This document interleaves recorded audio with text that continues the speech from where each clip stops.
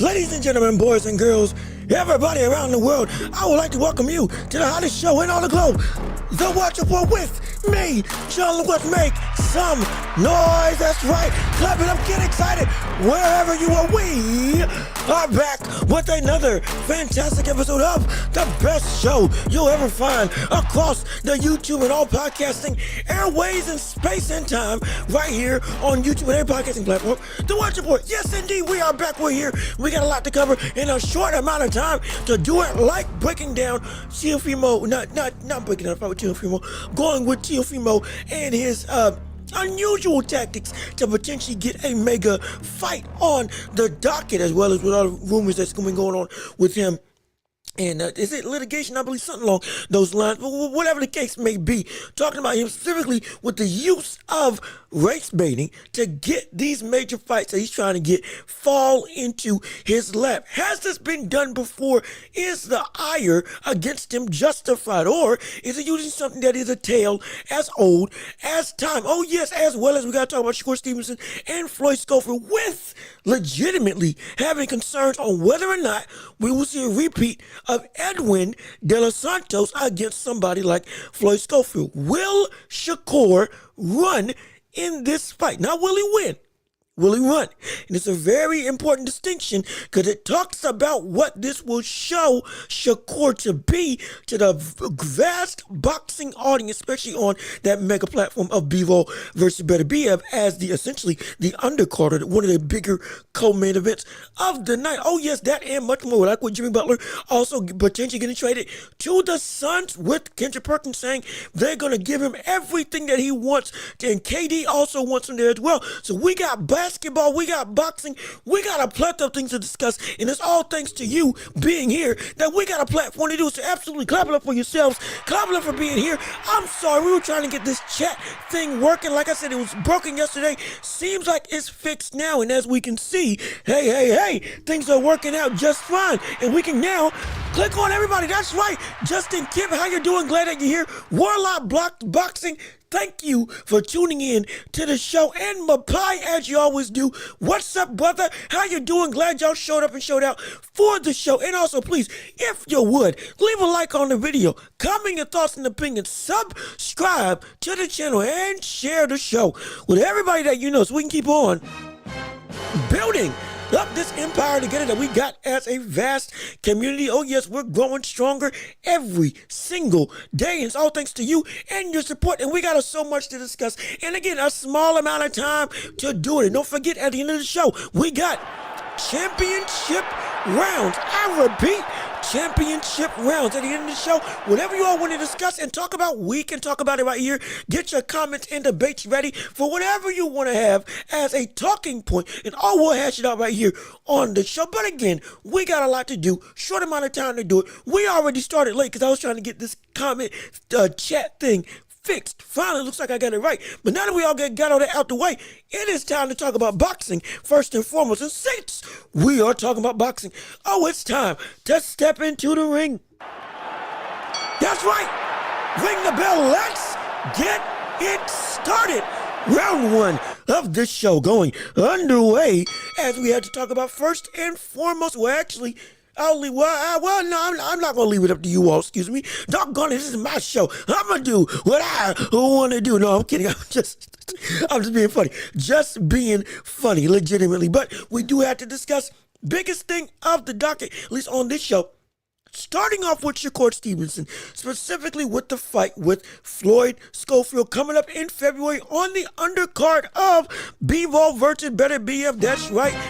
Already looking like one of the best cards that we have of the year, point blank, period, with leading off with Zhang going up against Caballero. My goodness, what the world? This is incredible. It's insane. And it's one, and then Shakur versus Floyd. It's going to win a bigger lead-off fight once the main event starts coming into fruition on that night. And with that being said, it's going to be the biggest stage that Shakur or Floyd will have ever been on in their careers. It's not a coming-out party, but it is somewhat a coming-out party for both of these fighters because, yes, Floyd Schofield is already a well-known name. Yes, he's already a household staple in the landscape of major boxing. For rabid fans, People know what this brother's about. But in the grand scheme of boxing, there's still a lot of people that either A, don't know him, or B, have only heard of him, or C, don't care. And since they fall into one of those categories, this for Shakur, what is for Floyd, is one of the biggest opportunities to show yourself and to prove yourself to an audience that will want to see you again, to an audience that will genuinely want to see what you're about. Are you really all the hype or worth all the hype that is surrounding your name? So it's an important fight, absolutely. But the biggest thing about the fight isn't the prediction. Oh, we're going to have a prediction. We're going to have a more detailed breakdown. Don't get me wrong. Absolutely. Wait for that in the next couple weeks. That's going to happen. But the biggest thing right now we need to discuss is what type of fight will Shakur fight in the grand scheme of the story of the fight. Or excuse me. I'm getting tongue-tied. I'm sorry. I'm trying to make sure I get all my energy out. Let's slow it down a little bit. Let's ask the real question. Will Shakur run versus Floyd Schofield?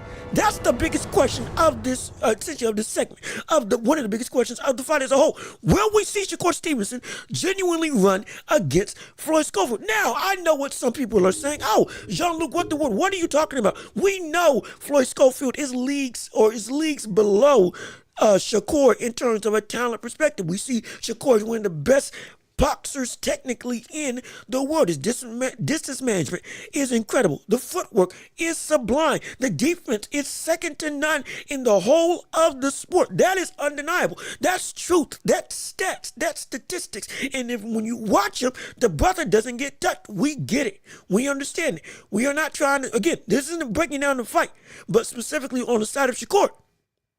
We have to ask, will he run? We have to ask, will he go and let himself essentially just win the night like we've talked about in the past? And the reason why I ask that is because what happens the last time we've seen a strong physical fighter go up against somebody like a Shakur Stevenson? Well, it was Edwin De Los Santos in a fight that was widely considered the worst fight of the year. Hey, look at this. We got some problems here. It was. We got some problems. It was horrible.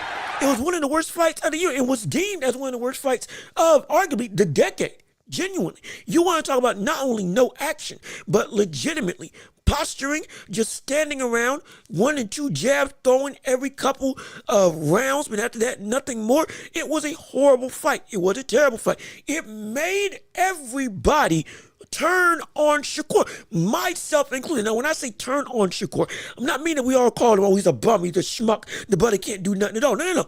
We turn on Shakur in terms of the outlook of what he was producing. The talent was still there, but the issue was now it is the what he did inside the ring showed that he was doing the bare minimum. And we know, as we are boxing fans, when you do the bare minimum, brother, we are going to call it out. We're going to call it out. And it's a bad thing. It's a horrible thing. When you do just enough, that's a problem. That's a problem. Oh, and Jay Riggs, what's up, brother? How you doing? Glad you're here. Glad you're tuning in to the show. Thank you for joining in on the How Show and all the globe. Glad to see that you're returning. We got some returning viewers in the show. We got some returning viewers. We got some loyal fans right here on the Welch Report. Oh, yes, indeed. We are growing and we are getting a loyal following. Again, this empire is rock steady. We don't fold for nothing. We don't fold for nobody. We don't hate on nobody either. Let's get that straight. We love all other communities out in the world, out in the ethos of sports media and beyond. But I'll tell you this right now.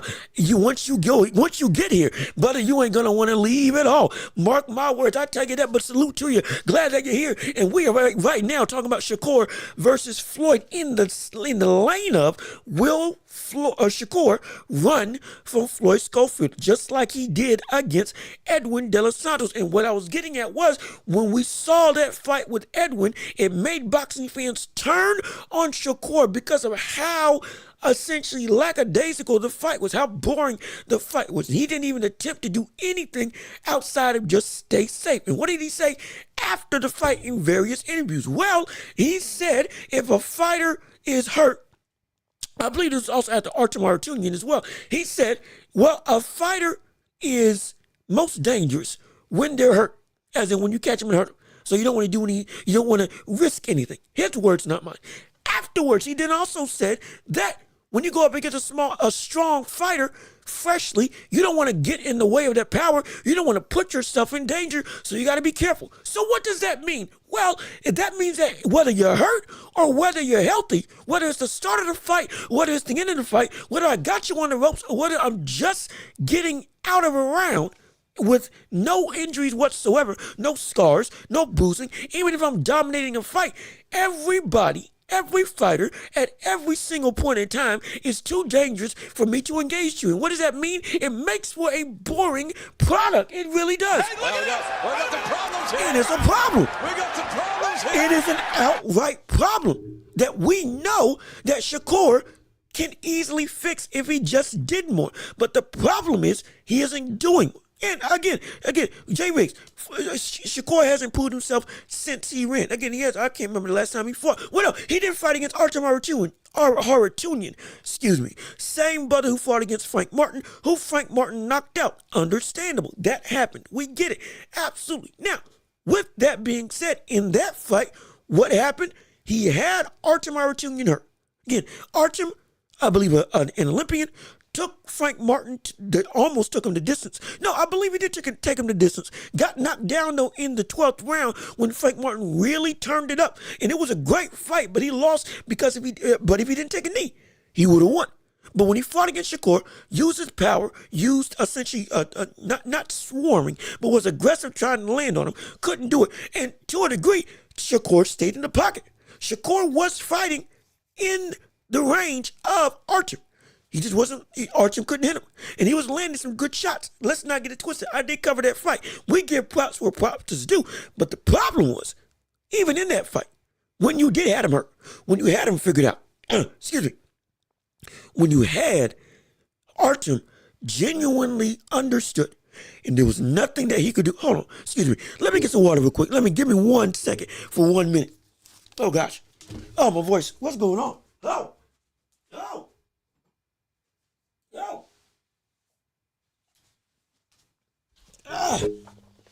Oh, give me 1 second. There we go. Okay, we gotta make sure we keep the vocals right.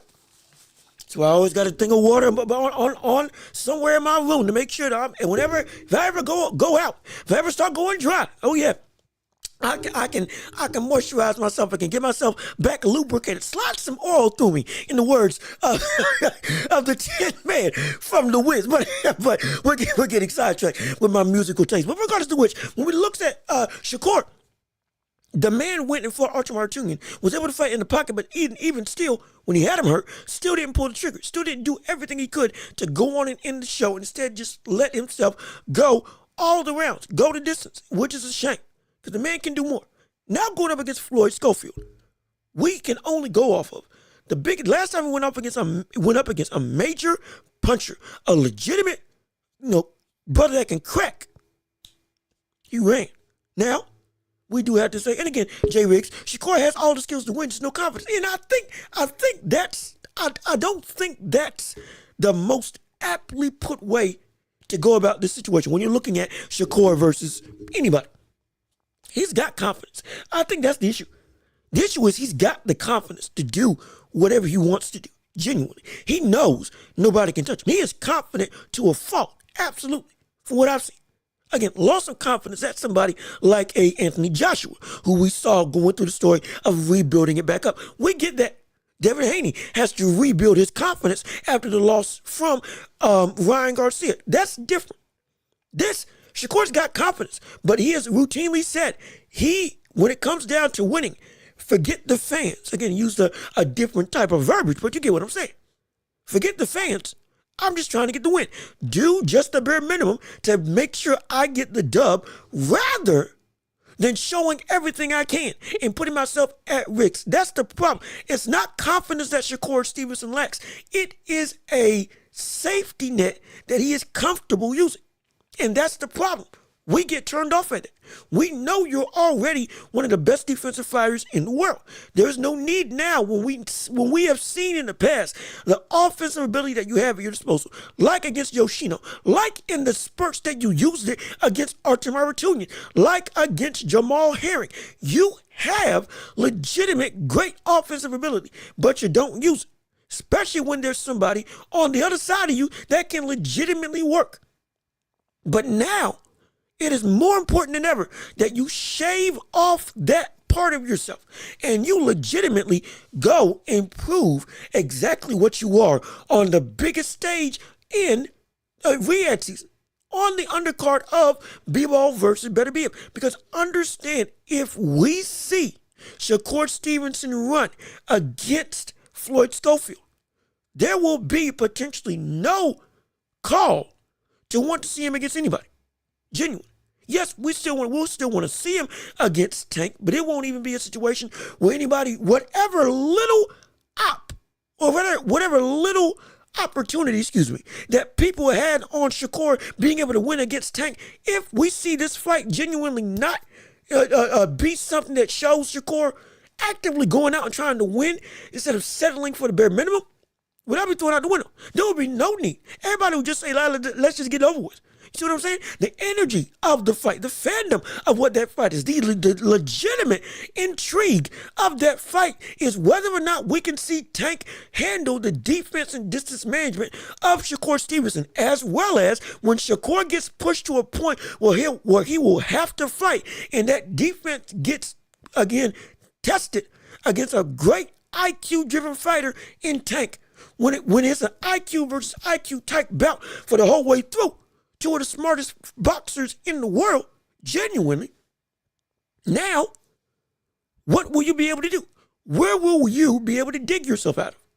Where will you be able to bring yourself up to when it comes to facing a wall that you never faced before? That all encompasses the intrigue of the fight with Shakur and Tank. But if we see this fight with Shakur and Floyd really fall flat on his face, let alone if he loses, let alone, or maybe even, I would argue, just as bad if he wins, but it's in the same fashion that we see with Edwin De Los Santos, well, then it's going to be horrible.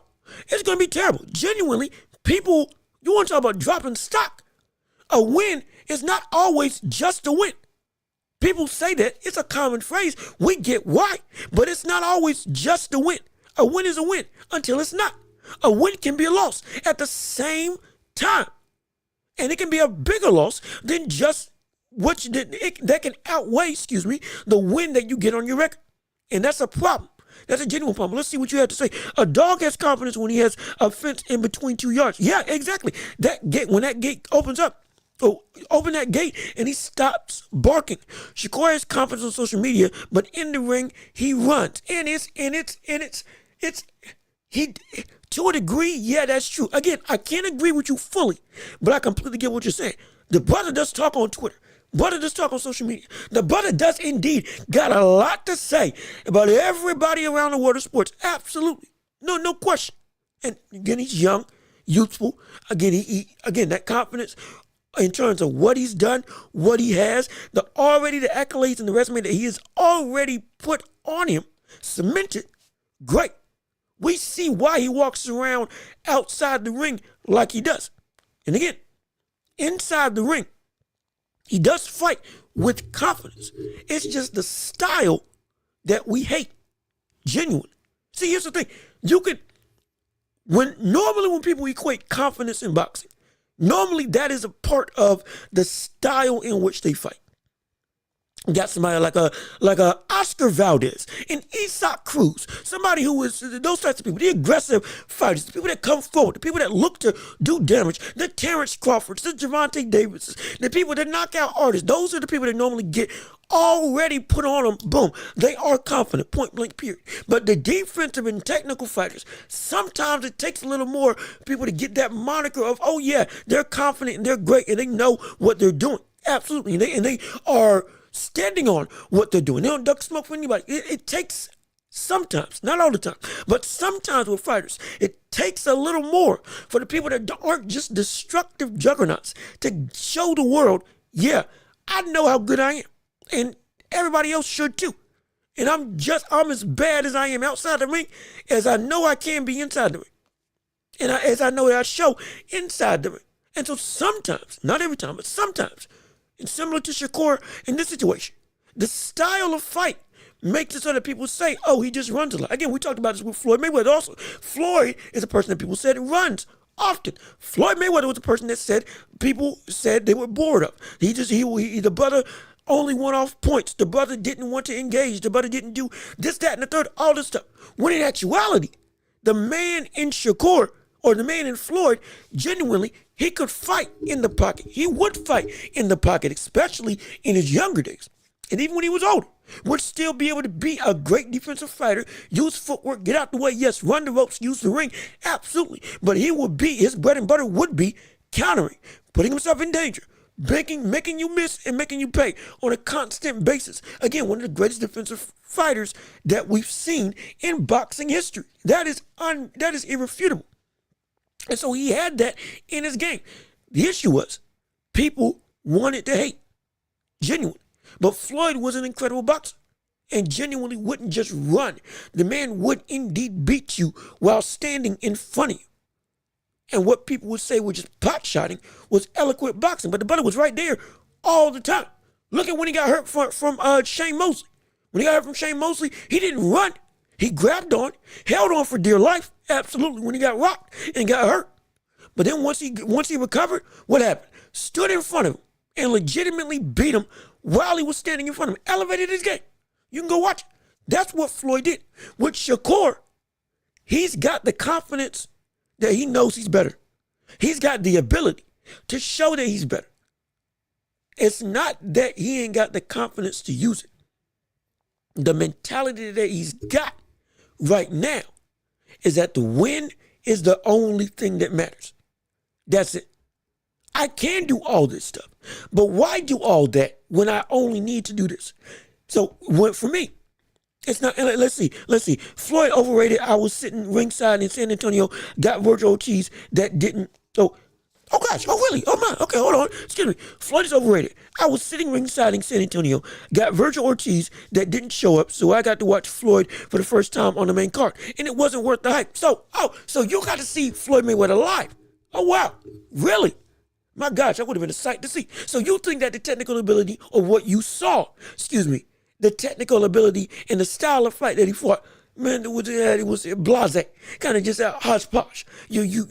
People talk about it, but when you're actually able to see it up close, it is not something that people need to rave about. And that's what you say based on your experience, right?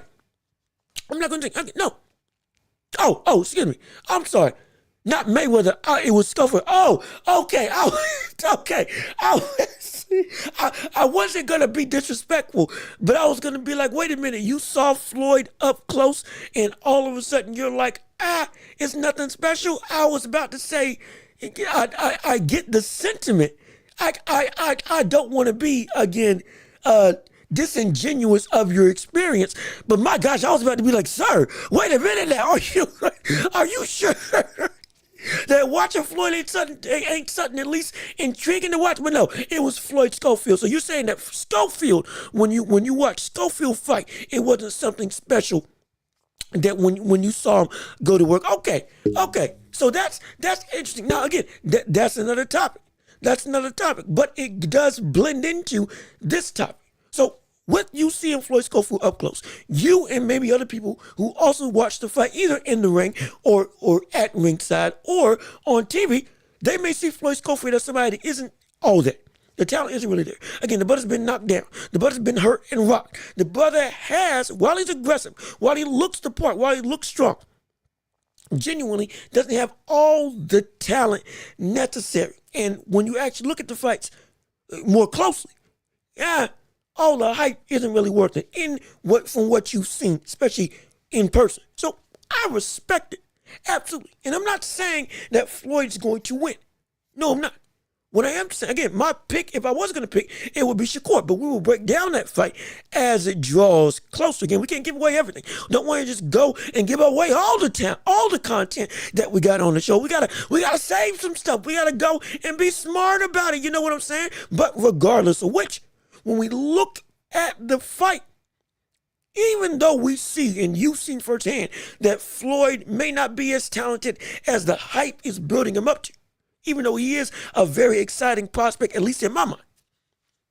The issue becomes with Floyd and Shakur, even though Floyd may not be on the level of Shakur, it's still a matter of what will Shakur do in a fight, even when he's outmatching somebody from a talent perspective.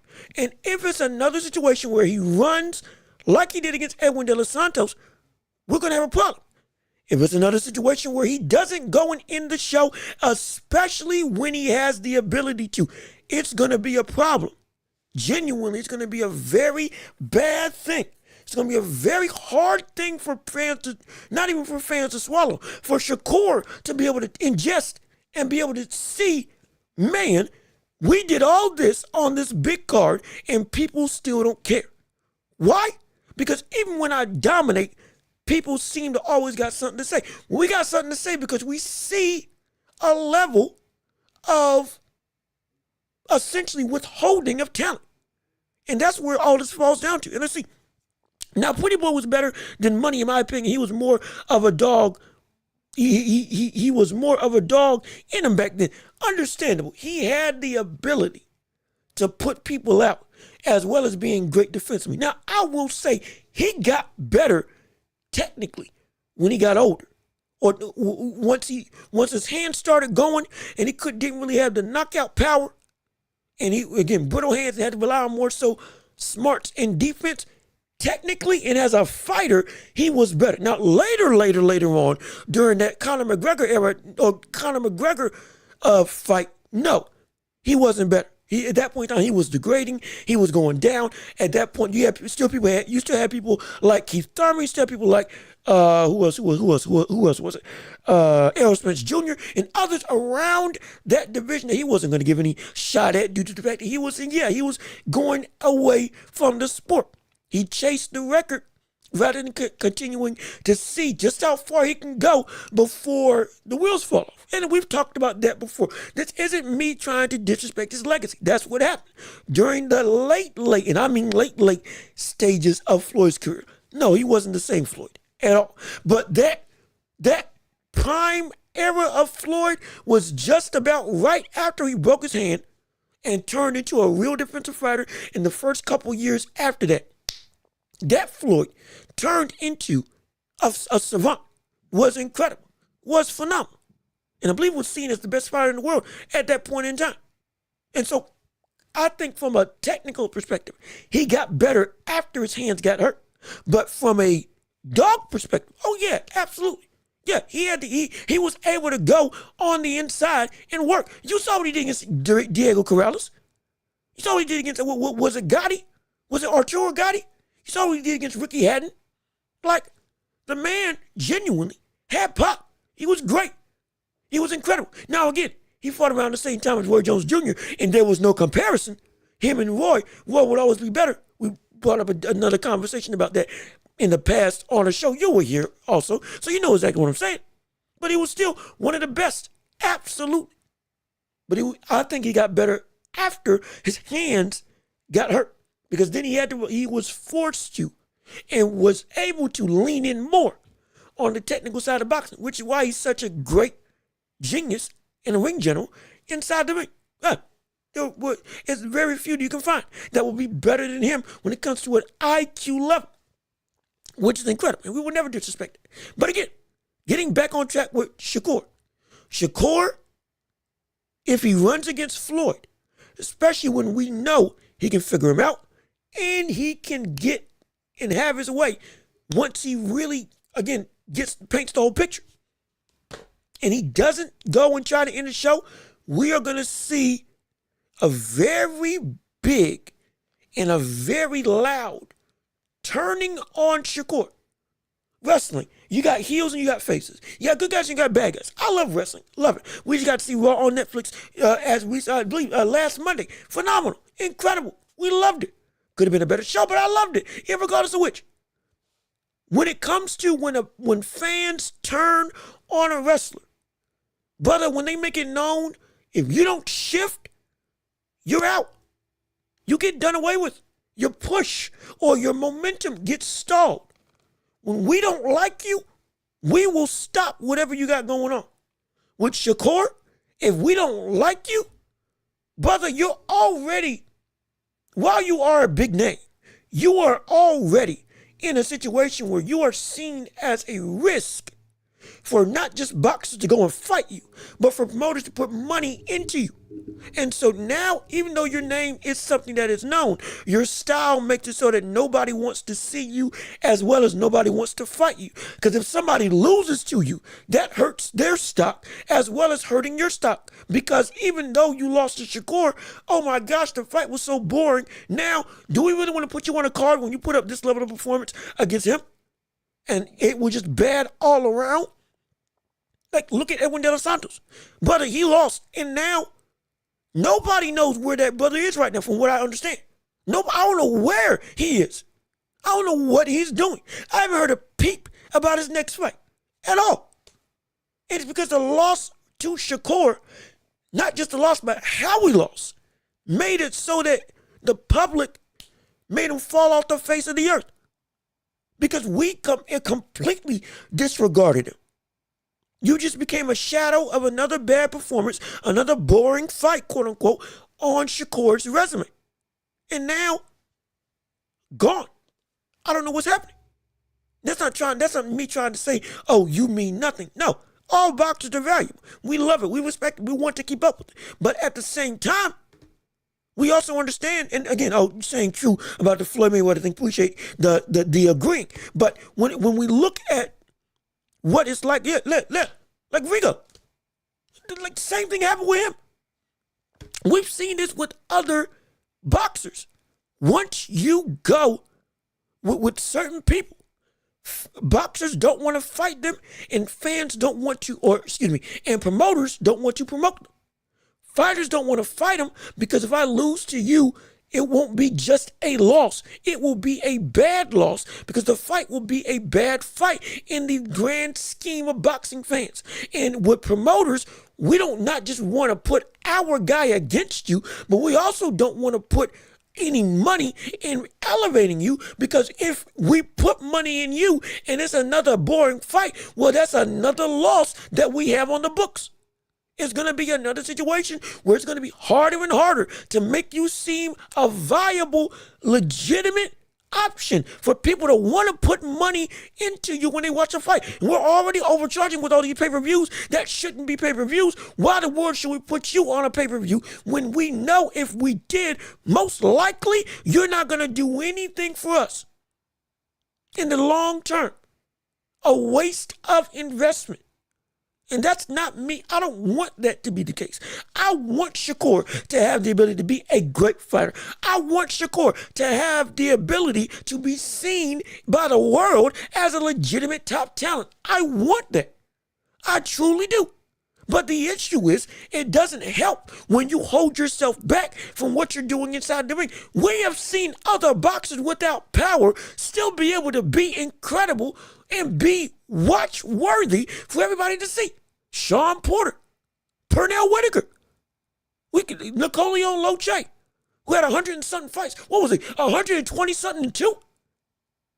And watching him was a circus because the brother would do ridiculous stuff on the defensive end and still just come out right his range. And the brother smoked packs in between rounds, would drink when he would train, wouldn't take care of himself at all. But he was incredible. And so it's like you can be better. You can do better. If you show everything you got, we will want to invest in you. We will. Boxing fans will. It's not, power doesn't just sell. Power isn't the only thing that makes people get up for a fight. It's not. Power isn't the only thing that makes people want to watch you work. It's never been. We've seen it throughout history. Grit, determination, skill, technical ability, countering. We've seen it. We've seen it all the time. It's not just power that sells, and it's not fans being stupid, not knowing what we see. Now, some fans, absolutely they are. Let's get that straight right now. Let's not mince words about it. Some fans are actually stupid. Some fans are ridiculous. Absolutely nobody here, nobody, because if you're here, absolutely nobody ever in this community is dumb when it comes to boxing and sports as a whole. Oh yeah, we're a refined establishment when it comes to the level of fans that we have. Absolutely. But when it comes to fans on average, everybody ain't stupid. While some people are. And most, even casuals, and we don't disrespect casuals. You don't got to be a hardcore fan. No, you can love who you love. We love it. We meet you where you are. Because the sport's better when everybody wants to see something at minimum. We love that. So we don't disrespect casual fans. We don't go and say hardcore or nothing. No, we don't do that. But what we do need to understand is that on the whole, everybody, whether you understand a lot about the sport or you don't understand anything about the sport, we are not dumb for the most part. When it comes to what a good product is and when you are holding something back that you know you can do. That's an issue. That's a whole issue. That if you don't fix it, brother, it's going to be something bad. It's going to be something terrible. We will continue to harp on it. And we don't want that, but that's what's going to happen. That's genuinely what's going to happen. And that can hold you from getting other mega fights that you should already be having at this stage right now. The elevation can be stalled strictly all on you. All on you. And let's see, J Riggs, what you got to say? Who's the old man that hits like bricks who hurt Rolly? Oh, you're talking about Barroso's. Yeah, Barroso's. But who got robbed by Rolly, who was going to knock out Rolly, and who didn't get hurt at all. But then Tony Weeks came in and stopped the fight prematurely, which was stupid. Called it a knockout, which was dumb. But it came back the next fight, knocked out a black brother in the first round. I forget his name. I just know he was a black dude that he was coming in to fight. Also strong and also tough. And he knocked him out in one round. Did him away in one round. Ridiculous. Shot his way up back to the top. I want to see what Barroso's doing. I'm excited for Barroso. Barroso is a dog, and that brother's Methuselah at this point in his career. It's ridiculous. He should still be a champion. He should have taken the belt from Rolly. He should be getting some mega fights. He is a dangerous threat, even at this age, strictly because of his power and the ability to somehow, some way, even though he ain't as fast as he used to be, ain't as fast as some other fighters, the brother still finds a way to land. Still finds a way to land, and the threat of his power makes him so dangerous. But he hits like bricks and starts with, it starts with the B, Barroso's. Ismael Barroso's, I believe his first name is Ismael. It's either Ismael or Emmanuel, but yeah, Barroso's is his name. He's phenomenal to watch. Everybody avoids him too for the same reason they fear losing a career over losses. And to a degree, yes, but that's a little bit different. You get knocked out by Barroso. It's, my gosh, this brother's still kicking.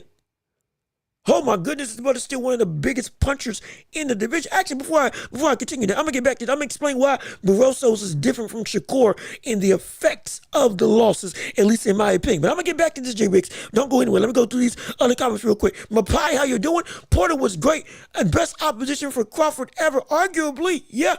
He put up arguably the best fight we've seen against Terrence Crawford and with Errol Spence Jr. Phenomenal fighter. And casual fans sometimes are dumb, but on the whole, we love them. And they are smarter than many people may give them credit for, though they may not understand the whole of what the sport is about. They still understand what is quality and what isn't. Porter was my favorite fighter, and he had the best resume in his division. I'm telling you, the brother fought everybody. Did not duck any smoke, and I love him. I'm so glad I existed to see that brother fight. He helped make that division what it is today. If it wasn't for him, we wouldn't look at Shakur. We wouldn't look at people like Terrence Crawford or Errol Spence Jr. the way that we do now. He's not a stepping stone. He is a key instrument in what that era of welterweight was. And he was incredible.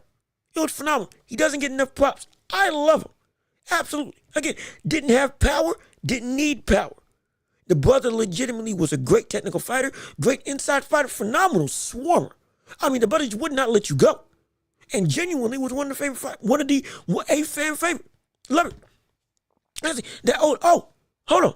That old man lost his wife from a kidnapping during his weigh-in and took it. Oh, wait a minute. Oh, I didn't know that. Oh, I didn't know that at all. I didn't know that at all. I did not know that his wife got kidnapped. I'm going to look that up. Just to verify. Not saying that you're wrong. I'm going to look it up to verify. But if that's the case, oh my gosh. Barrosos?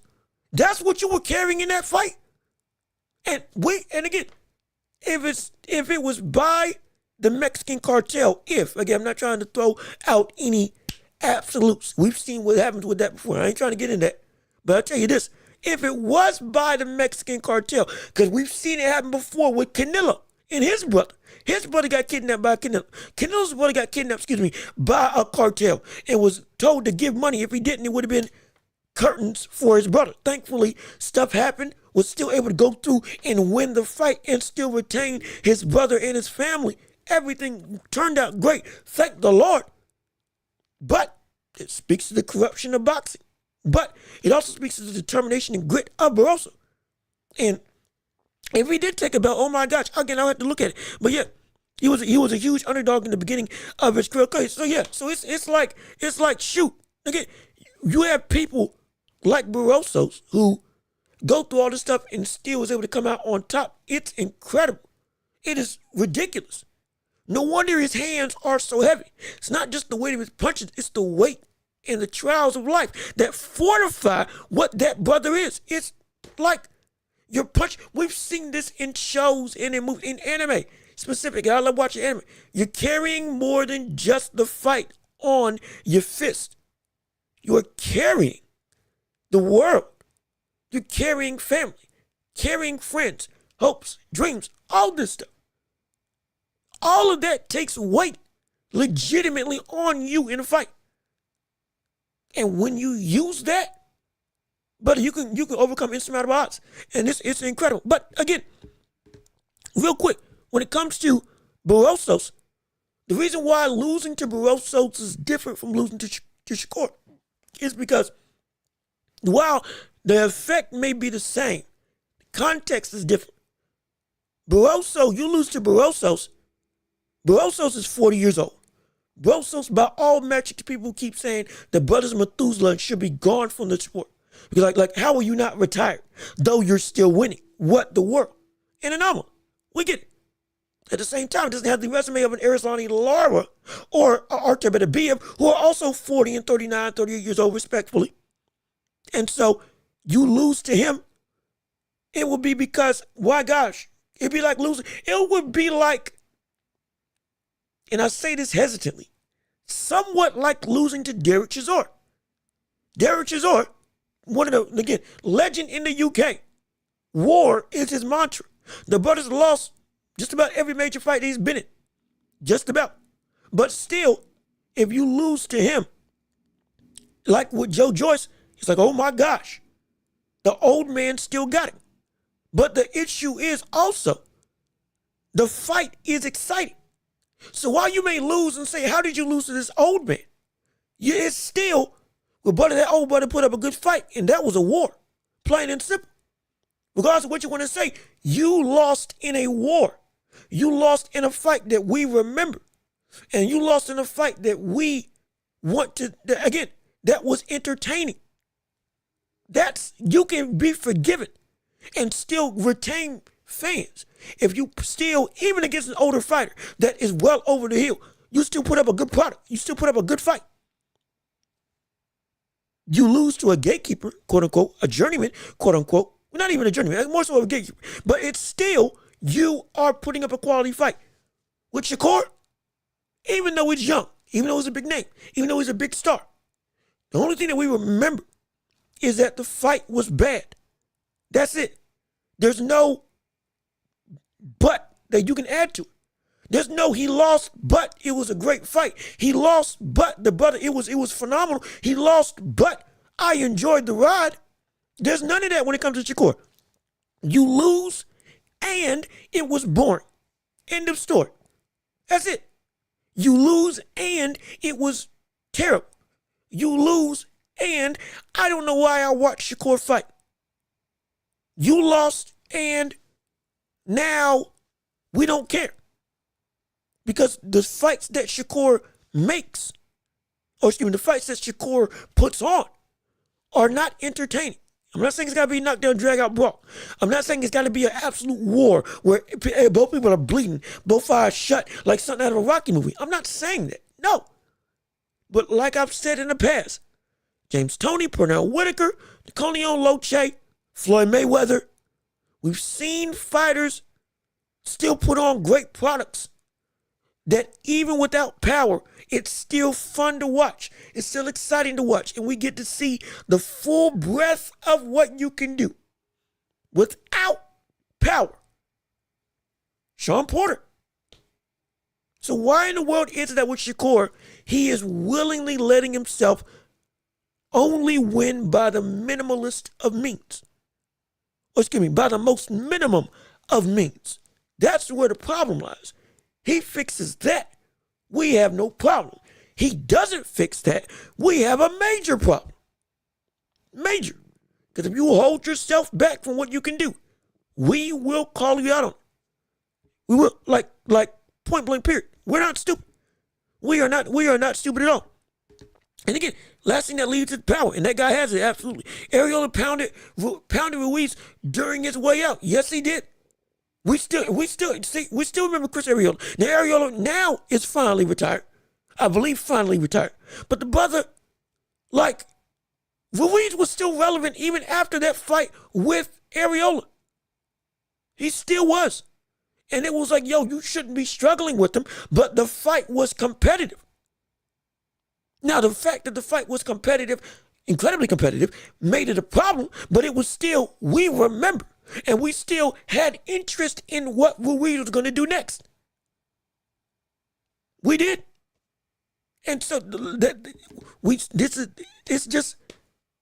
it's self-explanatory because we've seen history do this countless times. People, you do good, we will give you your props. You don't do good, we will not give you the praise that you deserve. Because we know something's up. And with Shakur, something's up. Something's up. Something's up with the brother because he's not doing everything that we know he can do in the ring against all assets of opponent. This ain't like you're in the ring with somebody and you can't use something or they took away something. No.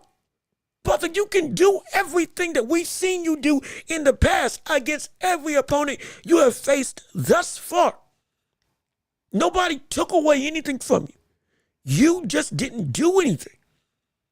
That's the problem. You willingly didn't do anything. And that's what we hate. That's what we hate. It's like Deadpool said after he fought all the Deadpool enemies. It was everyone's going to remember how he felt and not the fight. Like, you see? Everybody, you, the last thing, and again, to some degree, it's because boxing fans are fickle. We've talked about this in the past. And to some degree, it's just a fact of life. Where it shouldn't be. But this is what happens. The last thing that you do is the last thing that people remember. That's it. That is it. It's all that people want to remember. People don't talk about all the good that people do in a fight. People only talk about what the result was and what they felt going away with. Period. People don't want, most people, they don't delve deeper. And they simply just sit on top level stuff. Again, I'm not saying that's derogatory, but I'm saying that what is most apparent to remember, they're going to remember. And the lasting image is what leaves as the final image. Period. People don't talk about how AJ was coming out offensively aggressive. People talk about how he got knocked out. People don't talk about how AJ had gotten his confidence back against Daniel Dubois. He did. It's just the fact that he was so confident that the brother forgoed the complete other half of the game that he always had for his career, which was decent to good defense. For all offense against Daniel Dubois. All offense against Daniel Dubois. But he was so confident in his power that the brother went and just said, yeah, I don't need to defend. I'm going to just go and put you out. And he got put out. The only thing people remember, he got put out. Period. All the progress that AJ made going up to that fight, all the progress that he had made to retool and recalibrate his confidence, his mental psyche, his internal struggles, all that was forgotten in less than a second because he got knocked out acting stupid against Daniel Dubois. And now, brother, you're at the bottom of the totem pole. The only thing you got as a means to actually go fight is Tyson Fury if that mega fight actually happens. That's it. That is it. And let's see, that kind of works on judges the last 20 seconds of a round, and the last thing that you do is what they remember. You're only as good as your last fight. Now, this is a good point. This is a good statement, but there's a two-pronged answer to this statement. We saw the first one, last 20 seconds, can win you the round. Yes, it can. We saw people like Sugar Ray Leonard shoot shine punches. He talked about it himself. Shoot shine punches that didn't do any damage, but just showed a lot of flash, and it would steal rounds away from his opponent because it was so all-encompassing. Now, is it on the fault of the judges to discredit everything that happened before that, early in the round, to just give it away in the last 20 seconds? That's a whole nother conversation. Because there's different factors to it. Did you hurt the brother in the last 20 seconds? Did you legitimately land and rock him? Did you knock him down in the last 20 seconds? Was there a situation where you were gaining ground, but it just wasn't enough? There's a whole bunch of stuff that can happen that can win or lose you those rounds. But yeah, the last 20 seconds, and Usyk does it phenomenally, but he does it in the last minute. But he always does it after the round is already so tight. That's different. He does it. Usyk wins rounds in the last 20 seconds, but it's not in the vein of you were losing outright and then boom, he goes and just takes it by just doing a bunch of flash. The brother is either close or he's slightly ahead, and then he seals it with what he does in the last 20 seconds. To a degree, yeah, that flawless in the same vein. So yes, you can. We've seen people do it in the past. But on the second half, you're only as good as your last fight. That is that is true. Somewhat that's true. You're only as good as your last fight, not just in the opinions of fans and judges, but also within yourself. You're only as good as your last fight because this is what you prepared for. You did all this training for this, and now this is what happened. This is now the most recent outing we've had of you, period. And even though it doesn't tell the whole story, it does tell a significant point of the story of where you are right now. But here at Lavelle, we have a sign. It can take 20 years to build a reputation and 5 minutes to lose it. Yes. It takes the amount of time it takes for you to lose what you have garnered. It's such a quick and instantaneous process that it boggles the mind, and people don't understand that. Like it will ruin you. It will ruin you. It will genuinely ruin you. It's a shame, but it will ruin you. It will end you every time.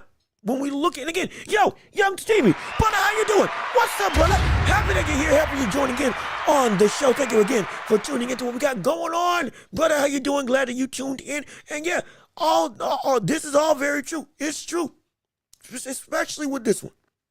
Your reputation as a boxer, your reputation as a fighter, it can all be done away with in a matter of moments. You in life, you can be done away with what your reputation is, regardless of what you build up because of one mistake.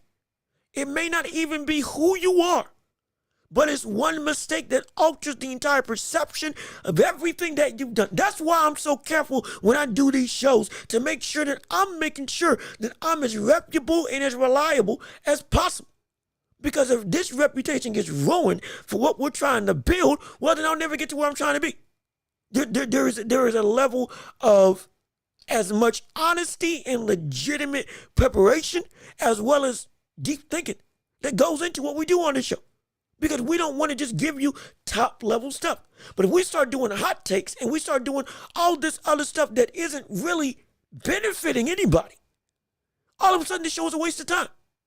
All of a sudden this show turns into something that people don't care about, that people don't want to go and see on a weekly basis, that people don't want to invest their time in.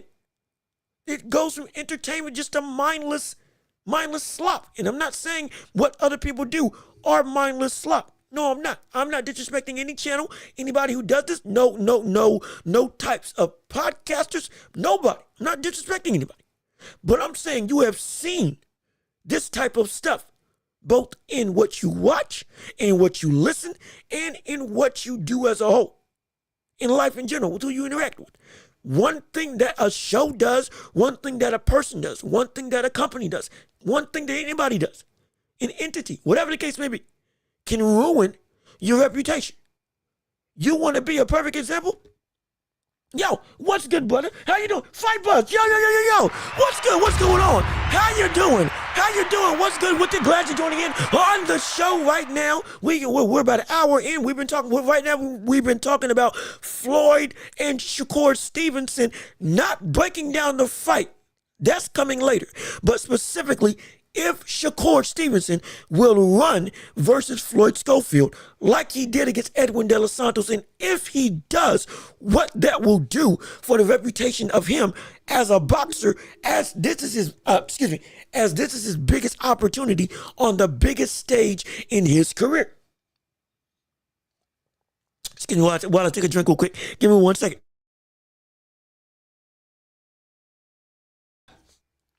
Woo! There we go. So now that this is what we were talking about, we're going through how the reputation of a fighter, and just the people in general, one thing can ruin everything that you built up. One fight, one action, one circumstance can mess up everything that you built up in your career, unless it's concrete, solidified. I'm not saying it happens to everybody, but we've seen it happen before.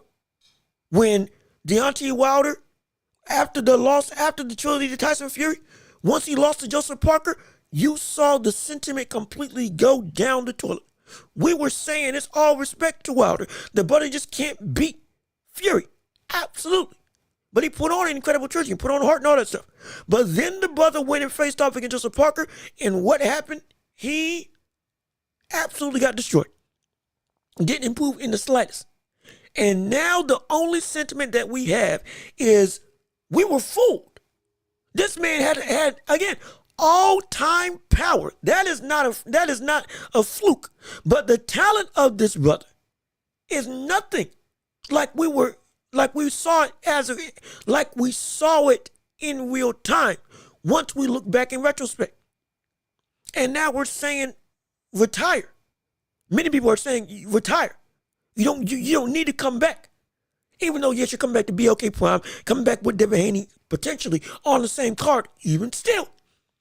People are saying, me included, I think it's time to wrap it up because you've never had the skills.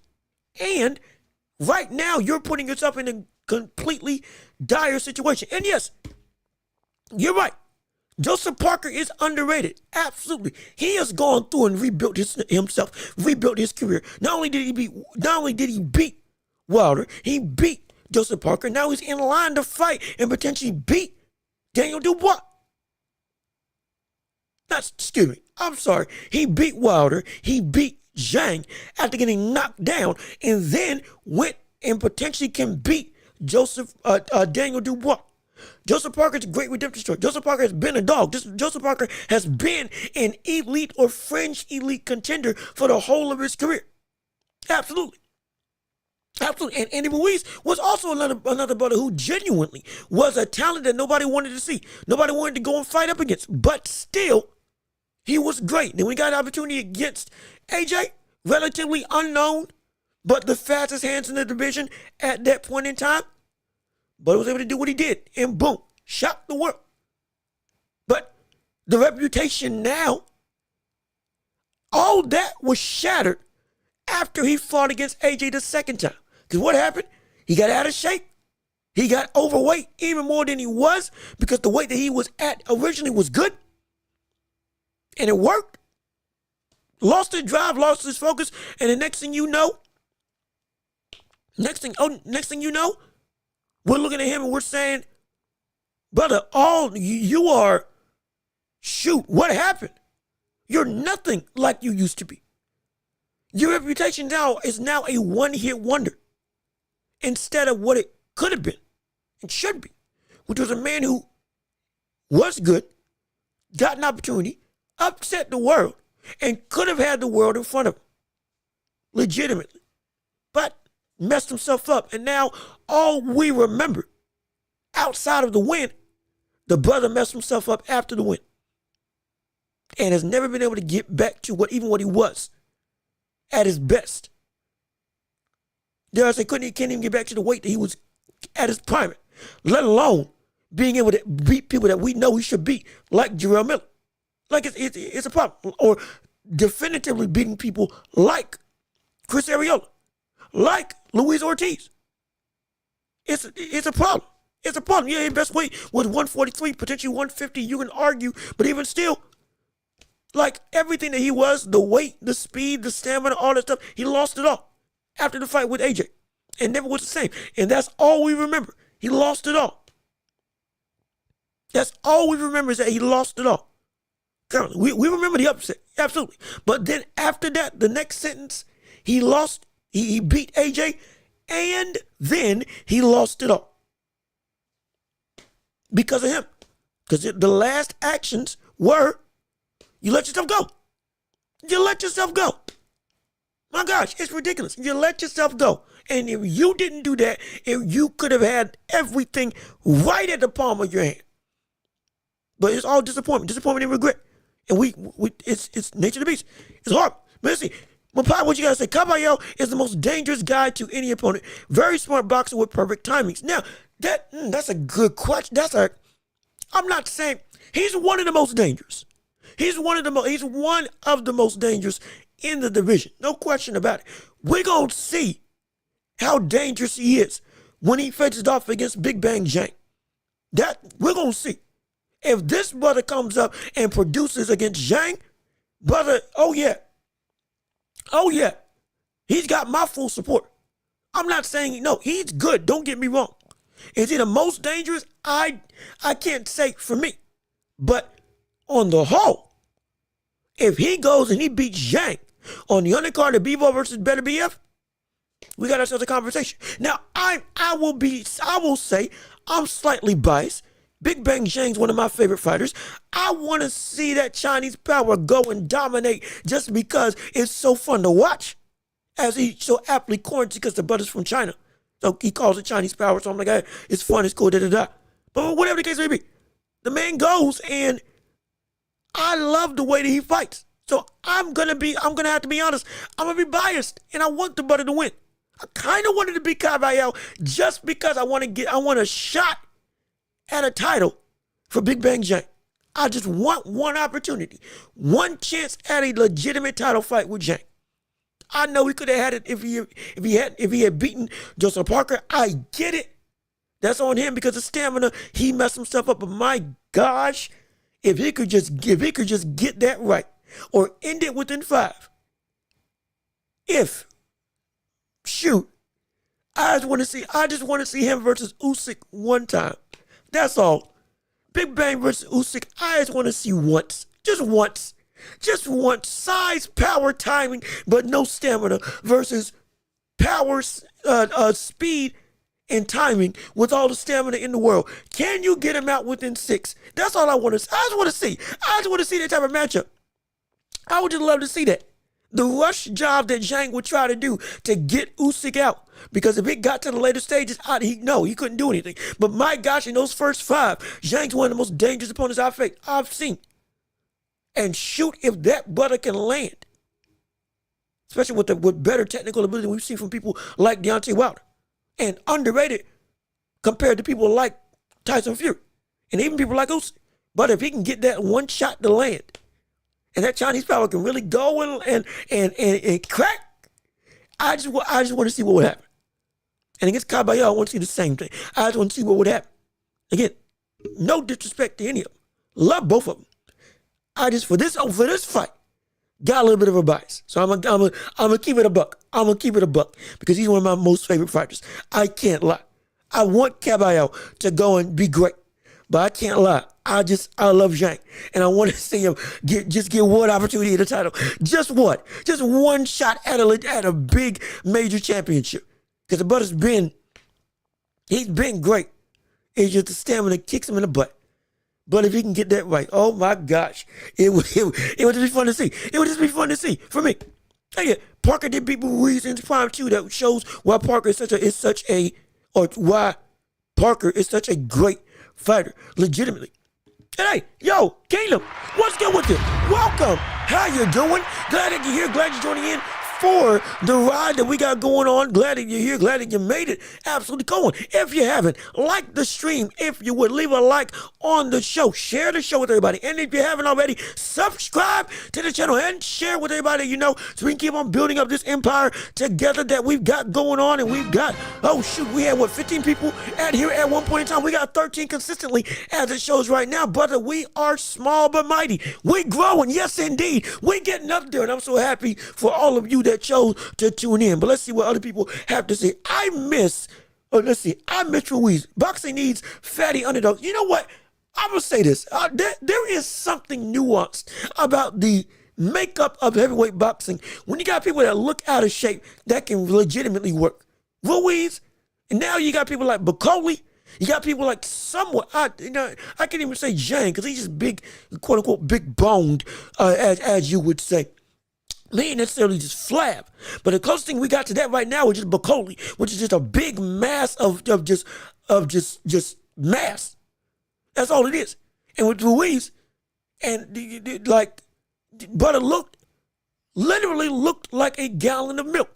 But the man had the fastest hands in boxing. It was such a stark contrast to what you expected to be. Tyson Fury is right now the only other one who's like, you're that big. And normally, as opposed to the other fights we've seen previously with the first and second Usyk fight, normally you look like you ain't got nothing on you.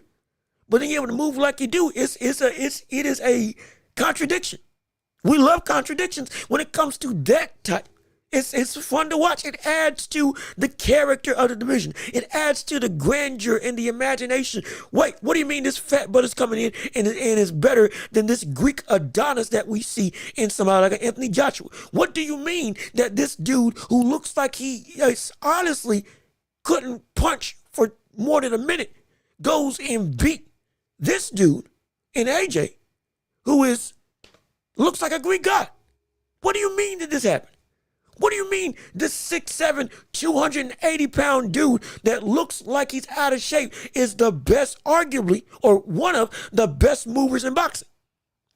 Again, under Usyk, of course, but even still. What do you mean? It's preposterous, and we love it. King Kong Ortiz, we love it.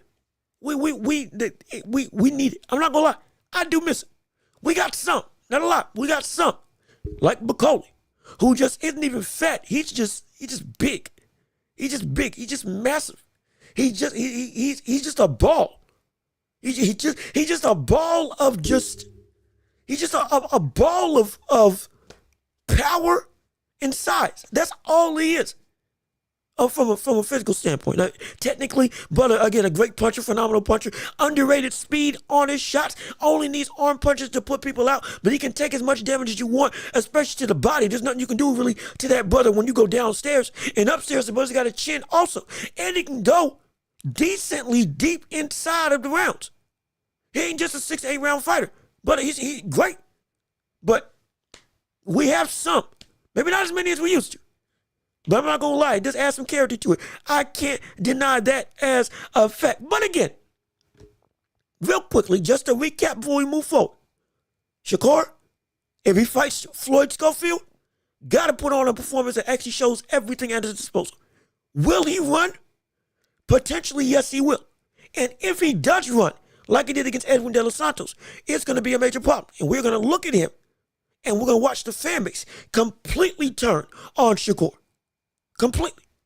And a fight between him and Tank, while it still needs to happen, is now going to be seen as something that's even more understood the outcome. Because because he doesn't like power. Now, with all that being said, caveat, or rather context behind it, he was injured against Edwin De Los Santos. Understand? He didn't have access to all of his tools because he something happened with his hand or wrist, whatever the case may be. So he couldn't use it. I get it. Even with that being the case, in the fights afterwards, still, you willingly held back or have openly said that a fighter is dangerous at the start of the fight and a fighter is dangerous at the end of the fight. And a fighter is dangerous when he's hurt as well. So in every situation, everybody's dangerous. Your mentality, not your confidence. You got confidence, you can outbox him. Absolutely. And you show that you can outbox him. But the issue is the mentality of how you need to win is affecting what you do when you actually win. And that is affecting everybody else that watches you and promoters that promote you and fighters that look at you as a legitimate option to fight. Everybody groans because they don't want to deal with you. Not just because of your ability, but arguably more so or just as much. They don't want to deal with the backlash of a loss put them into obscurity because the fight was boring and promoters losing money on an investment that they honestly really don't want to put in because the brother, as much of a big name as he is, he doesn't sell because he doesn't do anything in the ring of his own volition. And fans don't want to pay money for pay-per-views because they know what to expect from a guy that willingly holds back the talent that he can use inside the ring. He can be more exciting, but he chooses not to. He can end the show, but he chooses not to. He can be a fighter that is fan-friendly and still be technically sound, but he chooses not to. But you got people like Lomachenko who will do that now. And like, what the world? That's all we can say, what the world?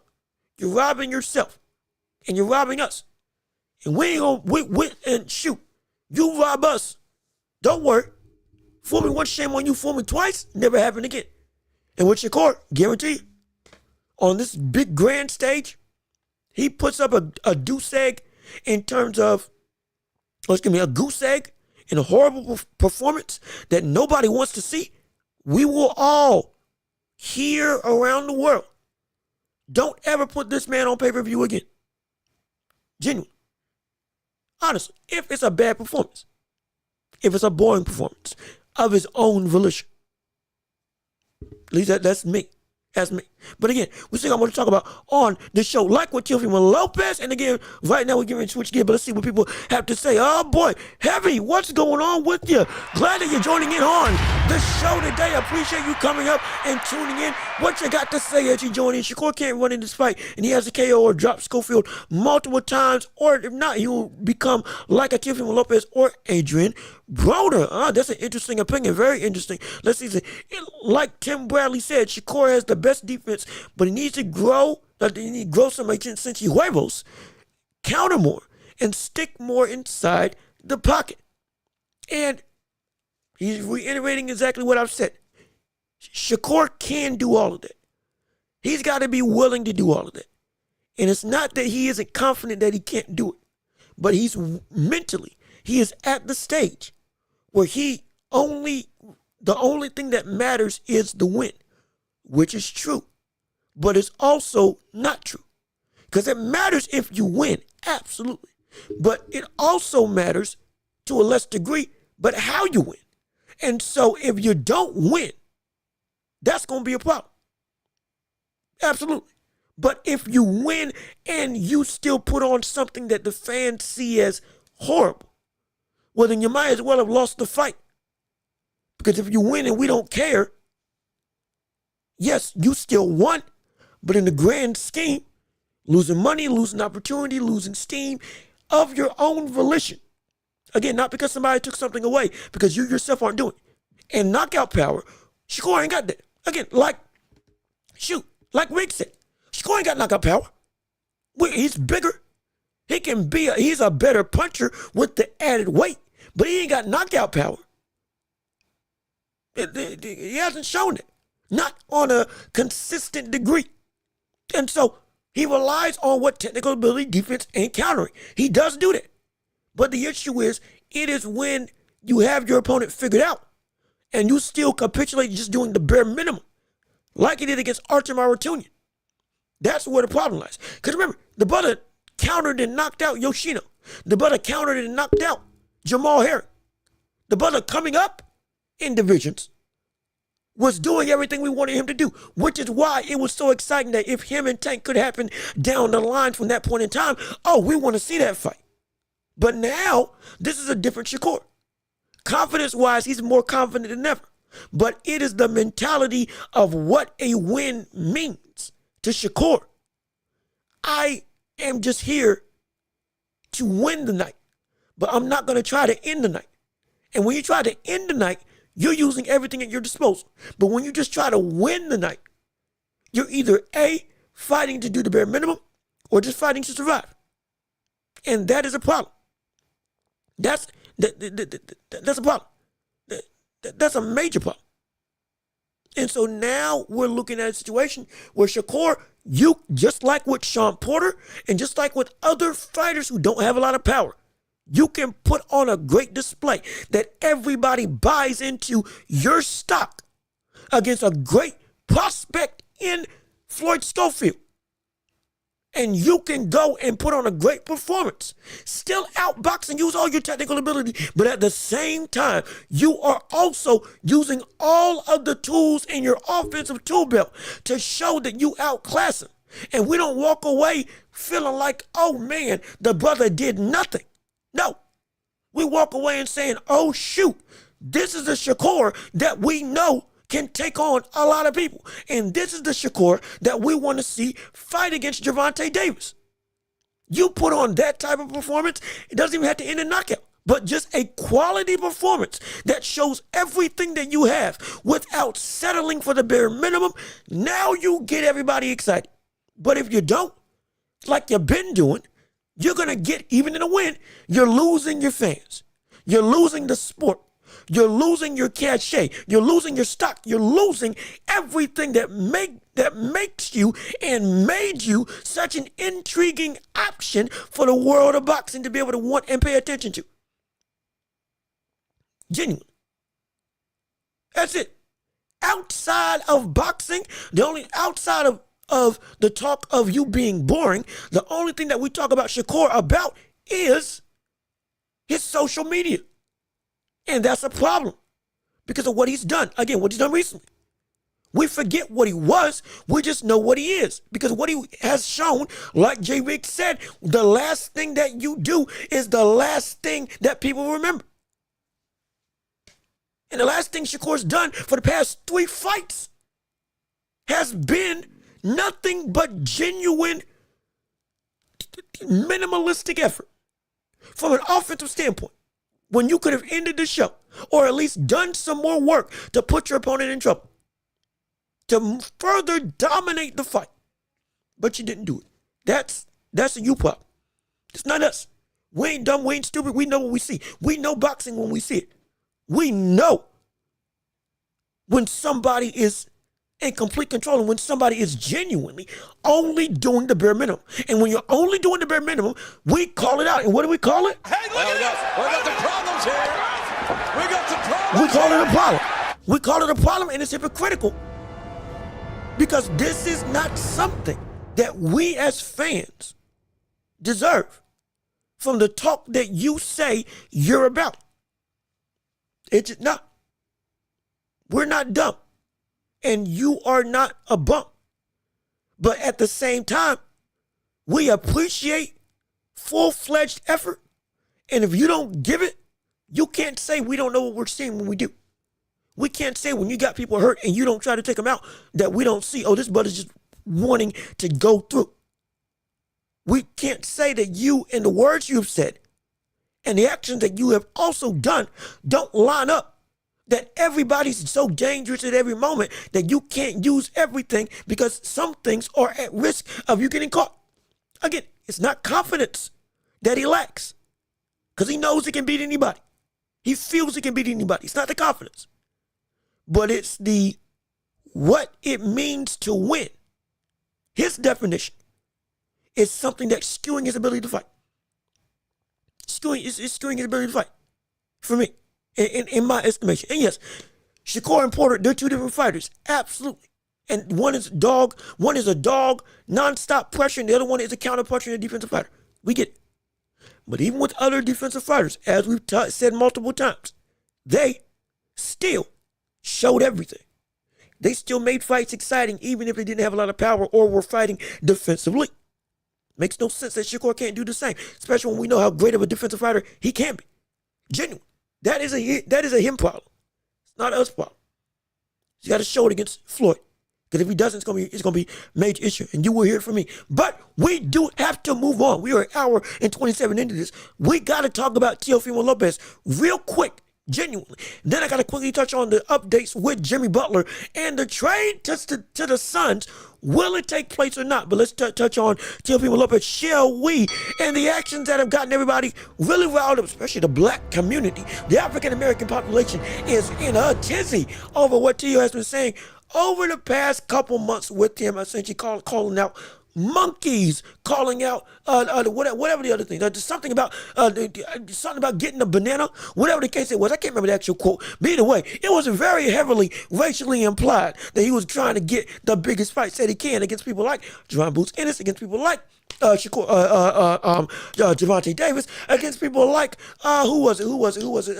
Terrence Crawford also. And so we talk about this. And this is a very volatile thing. And we've seen this also with the likes of Ryan Garcia using a bunch of racial undertones, straight up saying the N-word on X, Twitter, Twitter. We calling it Twitter. Forget X. On Twitter Spaces, calling everybody the N-word, left, right, and center, saying I'm black, all this belligerent stuff. Teofimo Lopez using racial undertones and racial rhetoric to get hyped for a fight or get hyped for a fight. And he says that the reason why he did it is because it's been done in the past. It's been a tale as old as time. Using race to get people invested, using race to get people hyped up, using race to get people legitimately intrigued, to get some bad blood brewing, to get animosity, to sell. That's the reasoning why he says that he's doing all this stuff. Well, and he said some other stuff as well. But the point being, when it comes to this conversation of race baiting, and it's going to sound stupid to ask, but it's a question just for the topic. Is he justified in using this? Is he justified in going and calling other fighters monkeys and apes and bananas and whatever the world he's using in his other slew of verbiage to go and call out and get under the skin of people like Terrence Crawford or Javon Ennis or Tank Davis or any fighters just to get a fight under his belt? Is he justified? And is this something that, hey, we should just let it be, let it go, let the ball flow where it may? It's already got Tank mad. Tank said he wants to take out Teofimo Lopez because of all the stuff that he's been saying. So apparently it's been working. It's been one of the biggest names in the sport. All of a sudden, he's one of the names that's gunning for him. And potentially, if we see Lamont Roach lose to Tank,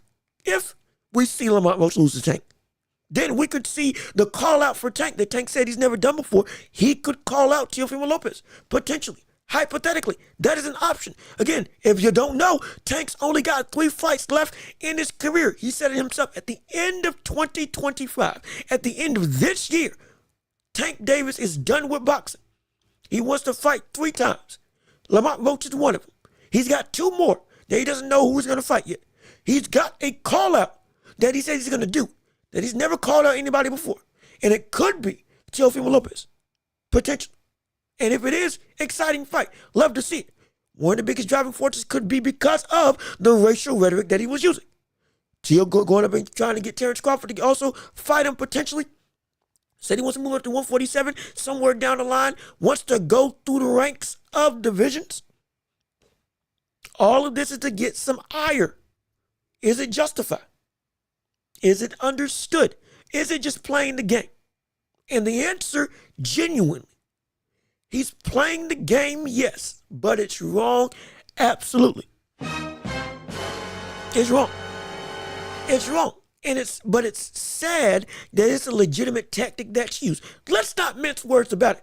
It is horrible that this is the rhetoric that he feels he needs to use and that he is using on a constant basis to be able to get hype up for a fight. It is terrible. We've seen personal attacks. We've seen people do this, that, and the third. We get that. We just chalk it up to the part of the game. But what shouldn't be a part of the game, but is a part of the game, is the fact that it is racial rhetoric that helps drive fights. It was used all throughout history in boxing, and it's a problem. It's a major problem. And it shouldn't be something that's a part of the game of boxing, but it is ingrained in the game of boxing. And it's terrible that Teo's using it, especially as a I believe he's a Latino, born in America, but I believe he's a Latino or of Hispanic Hispanic descent. Excuse me if I get the specific ethnicity wrong. I apologize. I mean no disrespect. But the point I'm making is the fact that the reason that he feels he's got to use it to play the game is rooted in the fact that this game has been played for oh so long. We can go back to Jack Johnson when he first won the heavyweight title. The brother went and was viewed as the man. Who was he fighting against? I can't remember who he was fighting against off the top of my head. But his opponent was seen essentially the Great White Hope. Save white America. And when Jack Johnson knocked him out and beat him, brother, it sent shockwaves through the whole of the country. There were riots from white people fighting black people because of that loss. It was incredible. But it was black pride rising up because, my gosh, we conquered the Great White Hope, who was seen as the Great White. Was it Max Schmeling that he fought against? Let me make sure. Let me make sure. Jack Johnson. Let me just make sure. Jack Johnson's first title. Who did he fight for his first title? It was, Ed Martin. Was it Ed Martin? Oh, excuse me. Oh, my bad. That was for the World Colored Heavyweight Championship when black people, and if you didn't know, black people and white people, for a time, even during the time of the Jack Johnson era, you couldn't fight heavyweights together. The black and white could not fight together. Jack Johnson helped break one of the first people to break the barrier, to fight for the heavyweight title against a white man, and then beat him to become the world heavyweight champion. And white America was in fits. Absolute fits. And because of that, he was seen as the bane of existence. But it was billed as white versus black. Legitimately. And it's been used for so often. Listen, his dad used N-word and they jumped him in the gym, and it was Keyshawn Davis, so that's why Teo versus Davis can happen too. Oh, I forgot about Teo versus Davis. Oh, I forgot about that. That did happen. Mike, I almost forgot. That did happen. Oh, shoot. How did that slip my mind? My goodness. How in the world did that slip my mind? Yeah, I forgot. Keyshawn and Teo, they got history together too. Shoot, and his dad and him both have been a big part of it. With them using the word for some reason. I don't know why. But regardless of which, stuff like this builds up animosity and it builds up hype. And it's a shame this is a part of the game. Use it against Jack Johnson. Use it against Joe Louis. I believe it was Joe Louis, versus Max Schmeling that was seen as, again, another controversial and hotly contested white versus black type of event. And it's been incredible what it's done for the world of sports as a whole. Even when it comes down to other sports. Jackie Robinson versus the whole of the MLB. Like in the NBA, Bill Russell, again, I believe he got integrated a little more quickly, but even still, Bill Russell, one of the biggest advocates for civil rights during an era where it was incredibly validified, to us being the face of the league at that point in time, the stuff he had to fight was innumerous, horrible, terrible. All this stuff. It's been consistently within this sport. Black and white is a consistent thing that is used to perpetuate hype. It drives legitimate competition. It drives animosity. It drives views. Now, with that being the case, is it wrong? Absolutely. We can go even as recently as Anthony Durrell. Anthony Durrell said, "I ain't gonna let no white boy beat me." And what happened? He got beat. He got knocked out by Caleb Plant. And so, yeah, it's been on both sides of the coin. It's been used. It's wrong, but it's been used. And with Teo, it is wrong that he's using it, especially with him being, again, a Latino Hispanic fighter. Understanding what the plight of all this is and why that is so degrading in terms of understanding you as a person of color when you are going about the world and in life as a whole. This is not disrespect for anybody, but in the truth of the matter, in the world of life that we live in, as a not white person, it is more difficult in life to go through life because of racism, because of misconceptions, because of legitimate ire and disdain, deep-rooted hate that gets taught down from generation to generation. Policies and rules, regulations, all this stuff that messes with, or that was aimed and still is aimed at people that ain't white. And so because of that fact of life that you wholeheartedly understand, why are you going about using this as a means to get what you need? It's a problem for anybody that does it. But for Teo, it's like, you as a star, you don't need that. You as a star, it shouldn't take that for you to get what you need. You can already talk your way into whatever big fight that you want. But the fact that you opt to do this, you're making enemies that you really don't want. You're making enemies that you really don't need, especially right now. But hold on. Listen to people have to say, or Keyshawn Davis versus Tank can be a Highlander theme. There can be only one. Yeah, shoot. I'm not going to lie. That would be a good fight. Keyshawn Davis versus Tank. Who's the winner has to give up their last name? winner has to give up their last name, potentially. Oh, shoot. That would be... Oh, shoot. No, even better. Winner has to give up their last name, or loser gives up their last name and the winner has to give them a new name. That would be it. That would be funny. That would be funny. That would be funny. That would be funny. Not gonna lie, now I want to see that fight. Now I truly do want to see that fight. I truly do. But again, it's just, for getting back on track real quick, and we get ready to go championship rounds. But strictly just with this topic, I just wanted to get this out there because I've been seeing this for a couple months, seen this a couple weeks, and it was something I feel like you need to say. Even though the sport has been used, black and white, as a means for driving fights all throughout history, due to it being a legitimate black and white level stakes way back in the past, even now still, it is still seen as something that is genuinely used as animosity to drive up competition and drive up viewership. And going at black people, especially with the way the Teo's doing, saying all this stuff that you know is coded, you know is steeped in a very racially defined tone, and you know what you're doing. It's sad because you know better. And you're doing it because you're playing the game that's been played before, but you don't need to play that game. You don't. And the fact that you are is making enemies out of Tank, out of Crawford, out of Davis, and out of even fans that support you. And that's a problem. Because if you start ostracizing them, brother, we are what helped pay you because of we want to watch you. But if we don't want to support you, you're shooting yourself in the foot. Especially with a situation where you don't need to do it at all. Just my 2 cents. That's all. I just wanted to give that. Again, we normally talk about strictly sticking with fights and stuff, but this feels something that needs to be said on the whole. Because this is bigger than fighting. It's playing a game that you do not need to play, and you should not really play at all. Genuinely.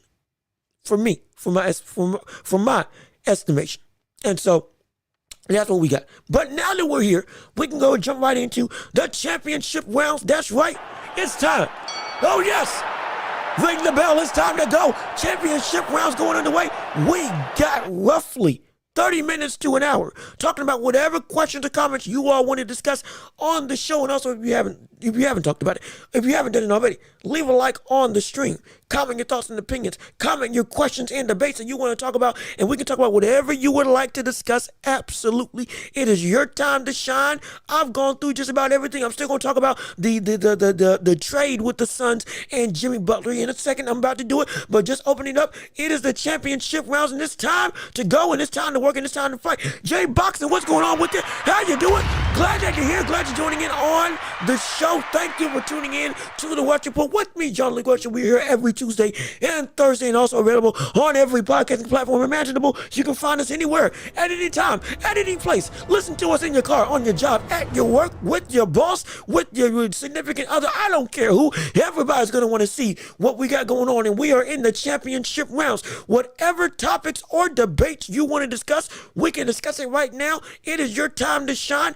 As your questions are being typed in, and I'll read them as they go through. Real quickly, we will cover the Jimmy Butler story that I did want to cover in the show. But again, put your comments in the chat. Put your questions, put your debates, put your concerns, whatever you want to discuss. Put it in there. Whether it's about boxing, whether it's about basketball, whether it's about the football, whether it's about comics, video games, whatever the case you want to do.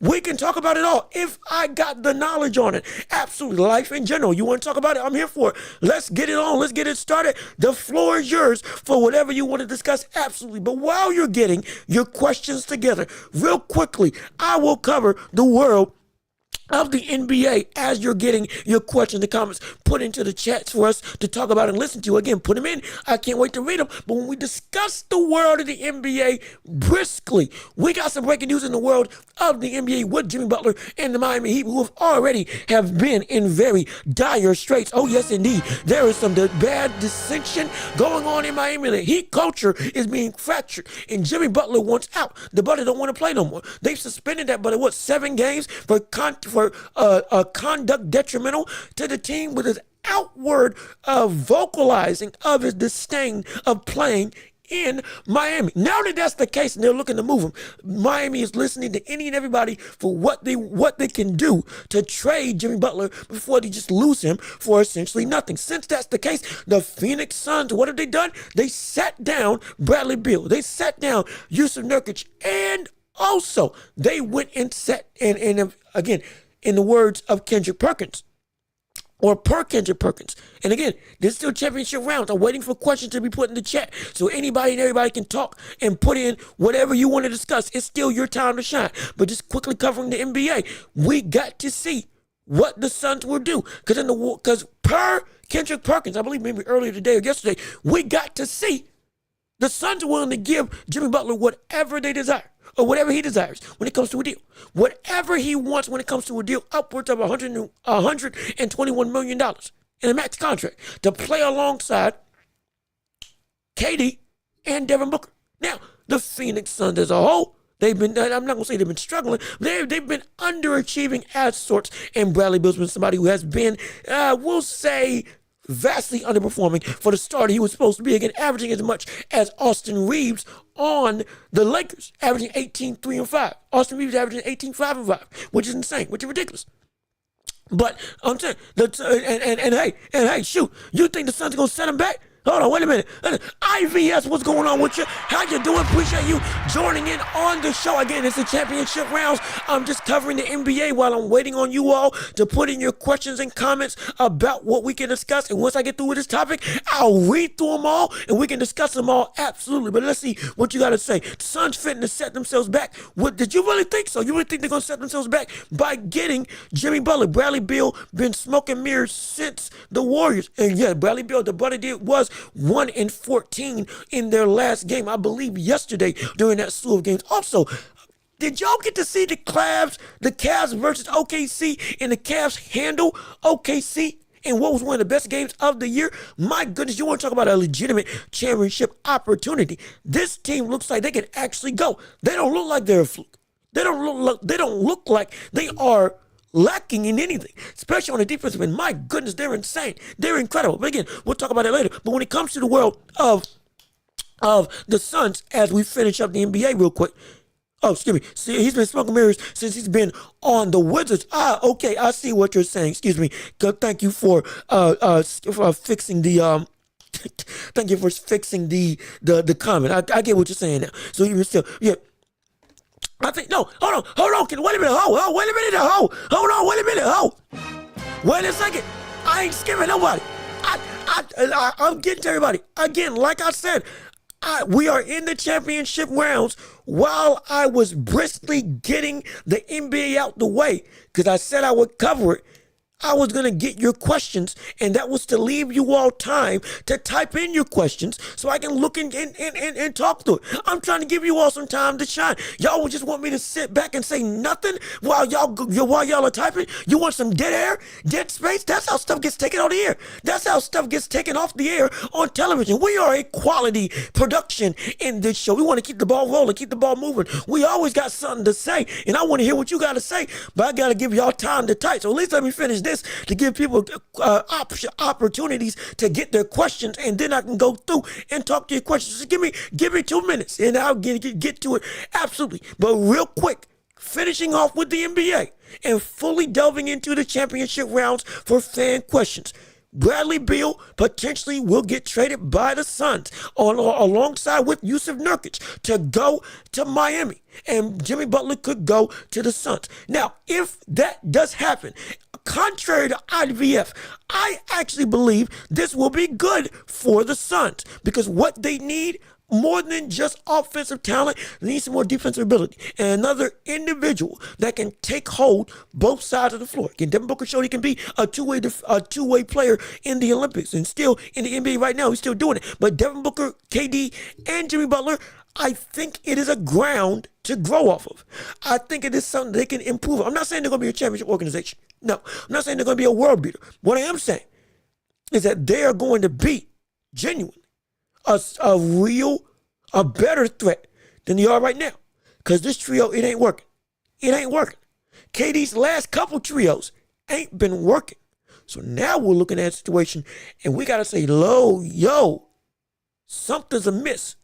If it don't work out with Jimmy, especially with Jimmy Butler on the decline, which he is, let's be frank, this could spell a very bad end.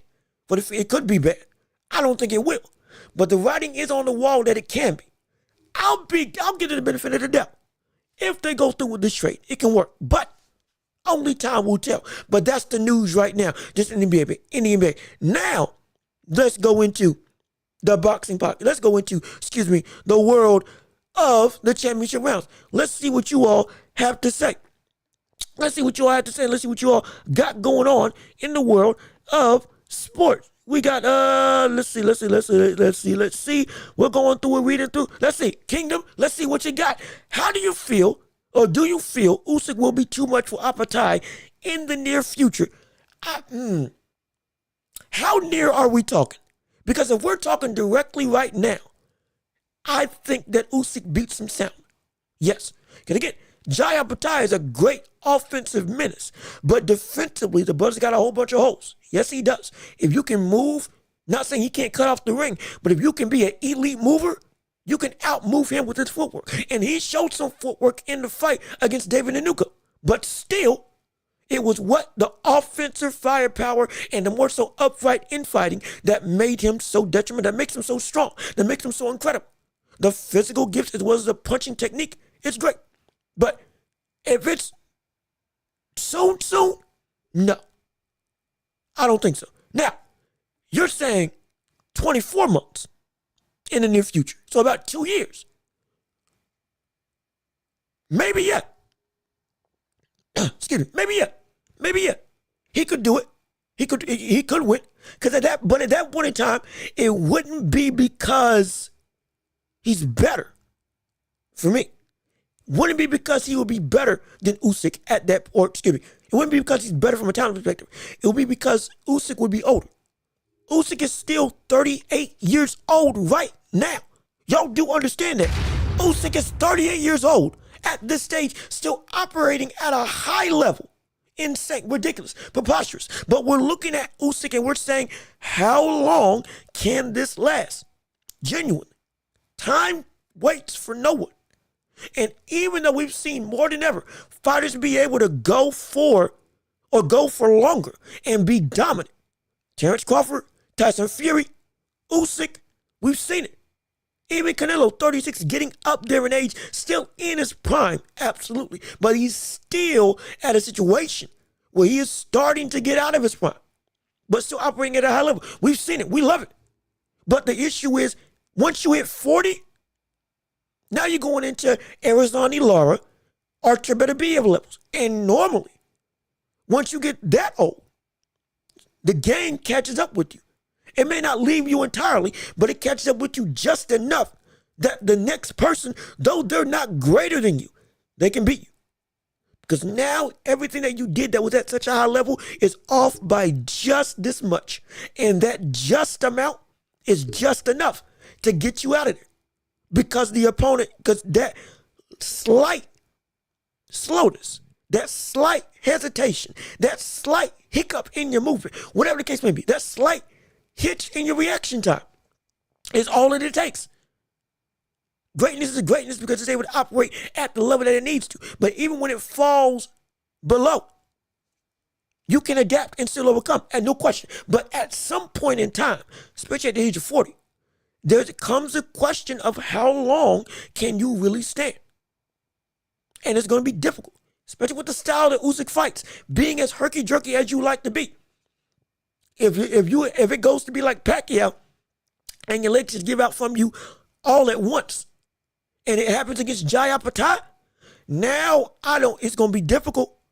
I'm not saying you ain't got the offensive firepower, but brother, it's going to be hard to face off against Jai if you face him off head on. Even with somebody like Usyk. And Usyk is incredible.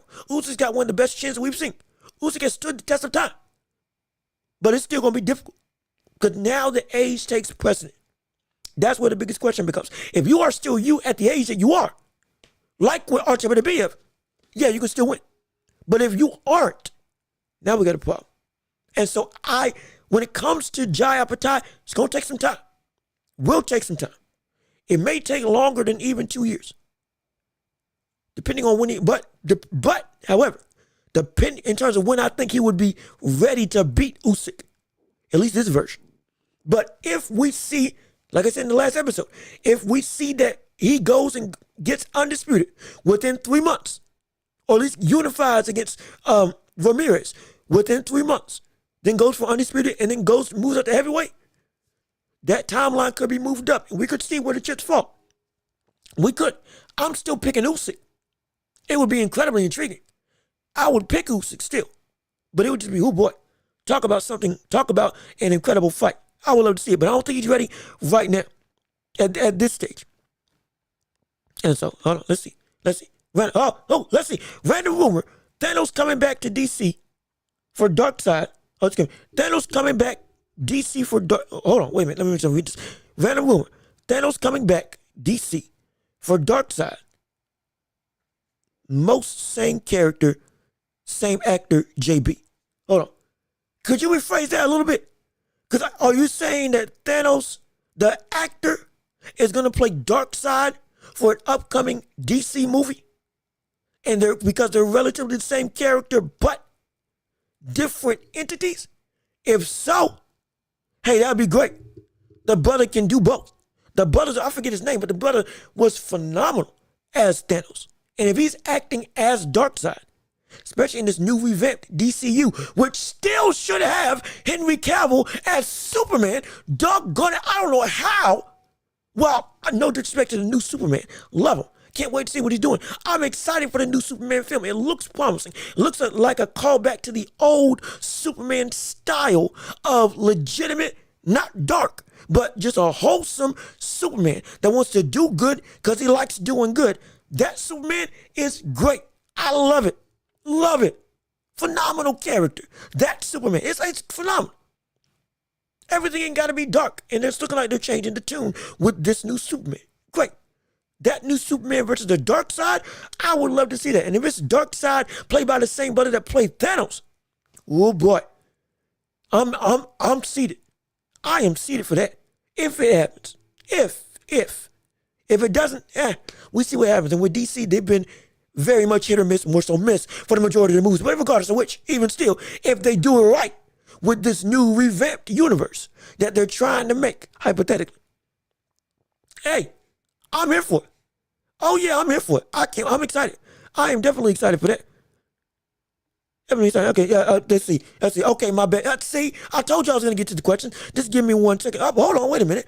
Let's see what it is. You podcasters don't know nothing about boxing nor a technician. Wait a minute. Wait a second.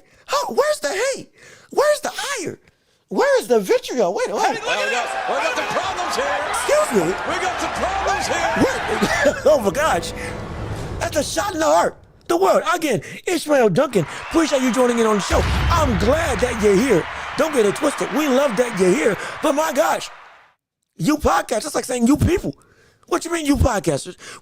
I'm just giving you my opinions. I try to be as fair. I'm not saying I know everything, but I know what I know. I deem myself as decently competent. That's all. I don't try to say I'm the end all be all, but I try to give as informed of opinions as possible. I'm not saying I am a boxer, but brother, I'm a fan. I want to be a pundit. I want to be a media mogul. I want to be in this position where my voice has some weight. What better way to do it right here? And so I'm trying to be as fair as I can. I'm not hating on nobody. Like maybe you came in late. Go back and listen to the rest of the show to get a full breadth of what I talked about on the show. And I think you'll see I'm fairly fair in what I go and how I talk about the sports world. Because I want everybody to live, laugh, and grow, learn, and enjoy. Have a time. Get your debates out. If you don't agree, hey, let's have it out. Let's talk about it. This is the time to change. If you think I don't know what I'm saying, let's have it out. Let's get it going. Let's get it started. Come on. Let's get it going right now. I'm excited for it. Absolutely. If you want to do it. Let's see. Let's see what it is. Shakur is a real boxer. It's not about knockouts all the time. He's a 3-time champion. Long as he, excuse me. Oh, hold on. He's a 3-time champion. Long as he know how to win. Did I not say that? Wait a minute. Wait a second. Did I not say that? Did I not say that? Did I not say it? All that stuff I said. Yes, you are right. All this stuff I said. He is a technician.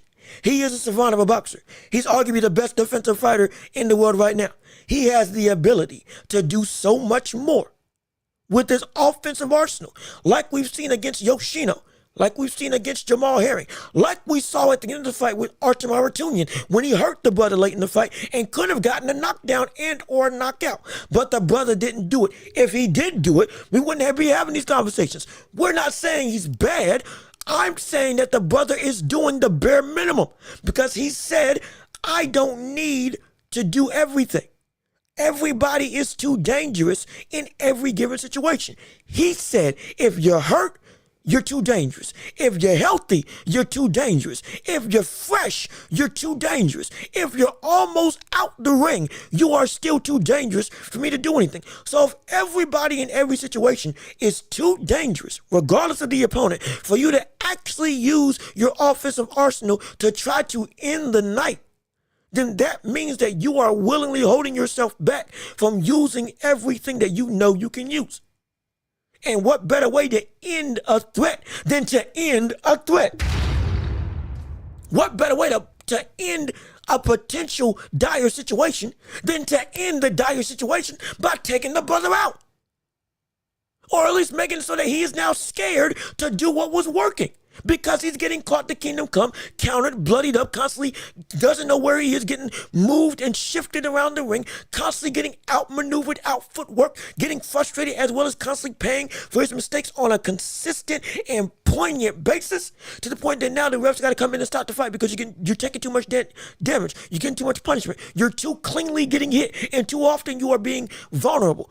You can end the show right then and there without any power at all, with precision. But the brother doesn't do it of his own will. That's what we hate. We want Shakur to be successful, but the brother, by his own metrics, holds himself back because he is essentially, he doesn't lack confidence, but his definition of winning is wrong because he doesn't try to end the night or do all that he can.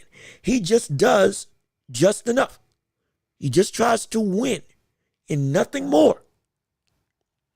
It'd be like if you cooked some food, but you didn't season it with anything. Well, you did the bare minimum. The food's done. I'm not going to die from eating this piece of chicken or eating this piece of steak or whatever the world you have as a fine dining experience. But after that, there's nothing else. I would never want to eat it again because there's nothing else outside of just the fight or outside of just the meat. That's it. Nothing else outside of just the food. There's no flavor. There's no substance. There's no intrigue. You're boring. If you're boring, even if you're good, if you're boring, we don't want you. You can be great and not be boring. And we weren't saying he was boring up until recently. But he showed he's fighting boring because of his own will and volition. It's not us. It's him. It's not us. It's him. It is not us. Him. We're not the problem. We understand the sport. So does he. But the problem is we see that he's only doing just the minimum to make it so that he can get through with the record, with his 0 intact, which is fine. I'm not saying don't try to be undefeated, but also try to be undefeated in a fashion that makes us all care about you. You do that, we all are going to be happy about it. You don't, brother, we don't care about you. Plain and simple. My gosh, we want people to have great careers, but we don't want people to rob us of our time and energy. And Shakur is willingly robbing us. He said, forget the fans. Well, if you forget us, brother, we'll forget you. That's what we're going to do. I'm speaking from a fan perspective. If you forget us with all the talent that you have, we can praise you all we want. But if you forget us, we're going to forget you. If you say forget us, we're going to forget you. We're just asking you to be the best you can be. And you're saying, I don't need to be the best I can be because all I need is this much. That is not what makes a great fighter memorable. That's not what defines a great fighter. No. That's a problem. Come on now. Let's be real about this. We ain't hating. We want you to be the best you can be. And if you don't, it's not our fault.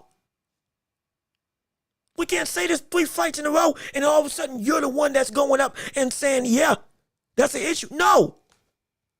We are not dumb. You are smart. We are smart.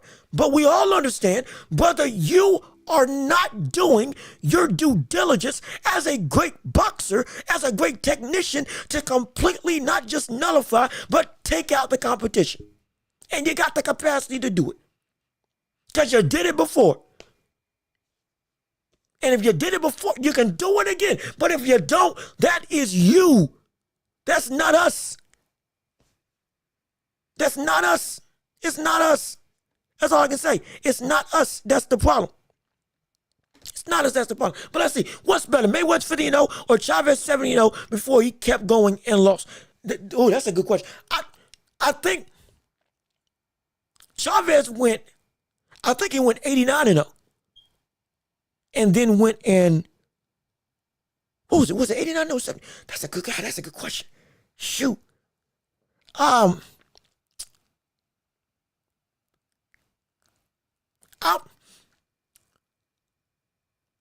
Maybe, shoot. Hold on. That's a really good question. Hold on. That's a good question. Let me reference the resumes. Let me reference the resumes so I can make sure because see Floyd's shoot. Brother went I think man, that brother did go 89 though. He did go 89-0. It might be. Oh, man. Because, see,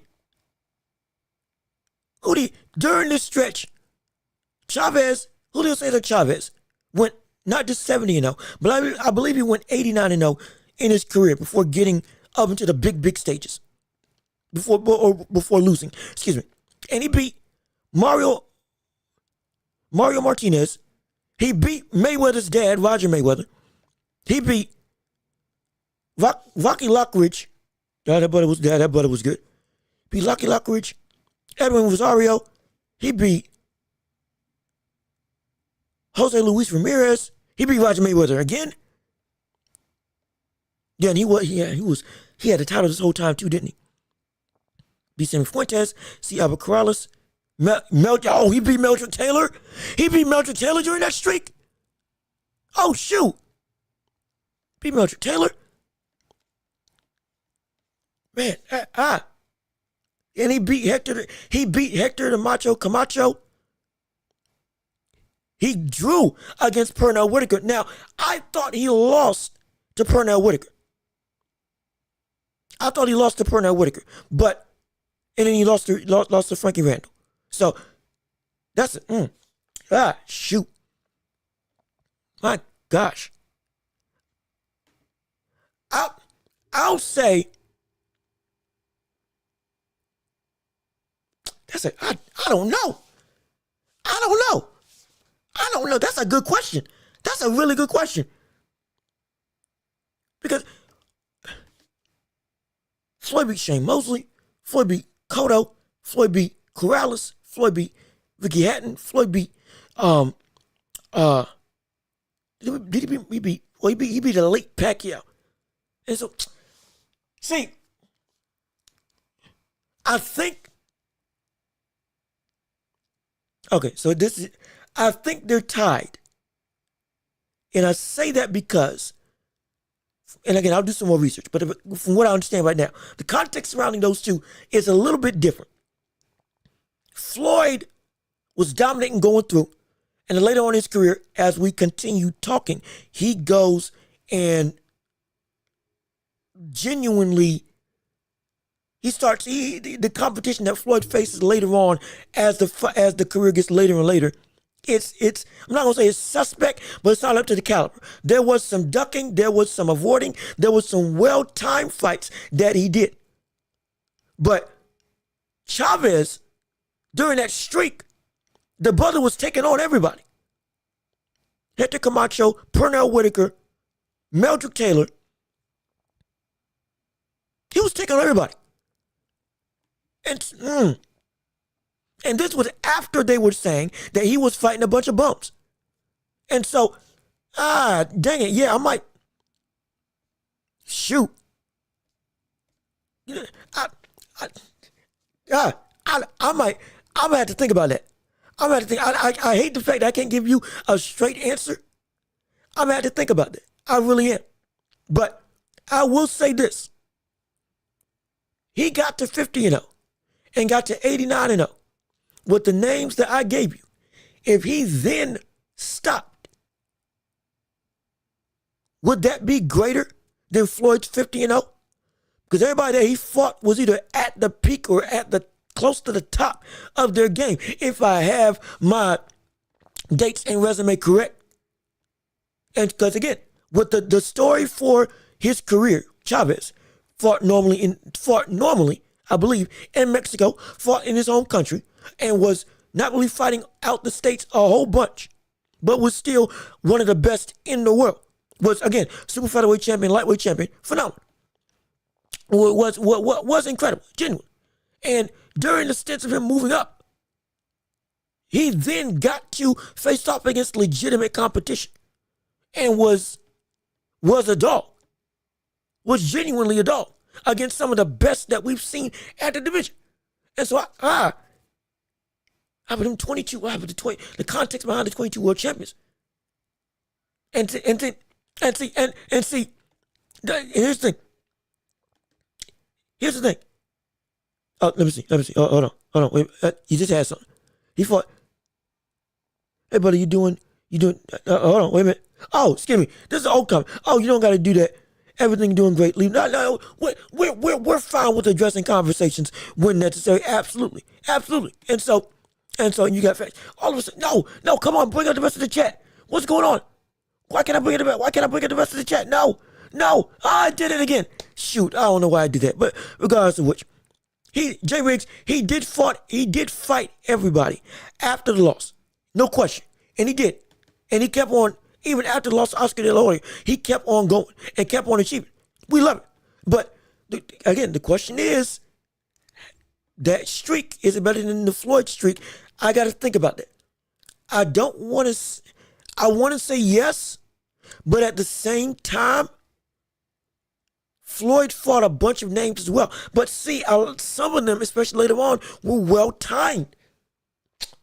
And he didn't keep on facing off against competition that was like at that level that you wanted.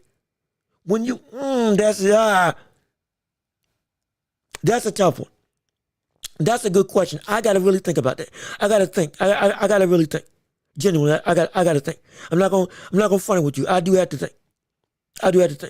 So I'll give you that. But again, McGregor and Conor McGregor and Floyd, the fact that counts is preposterous. That dilutes the entirety of that record as a whole.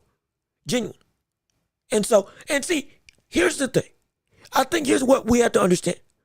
You can get to 50-0 relatively easily, especially once you get to those big type eras or big time levels of fighting.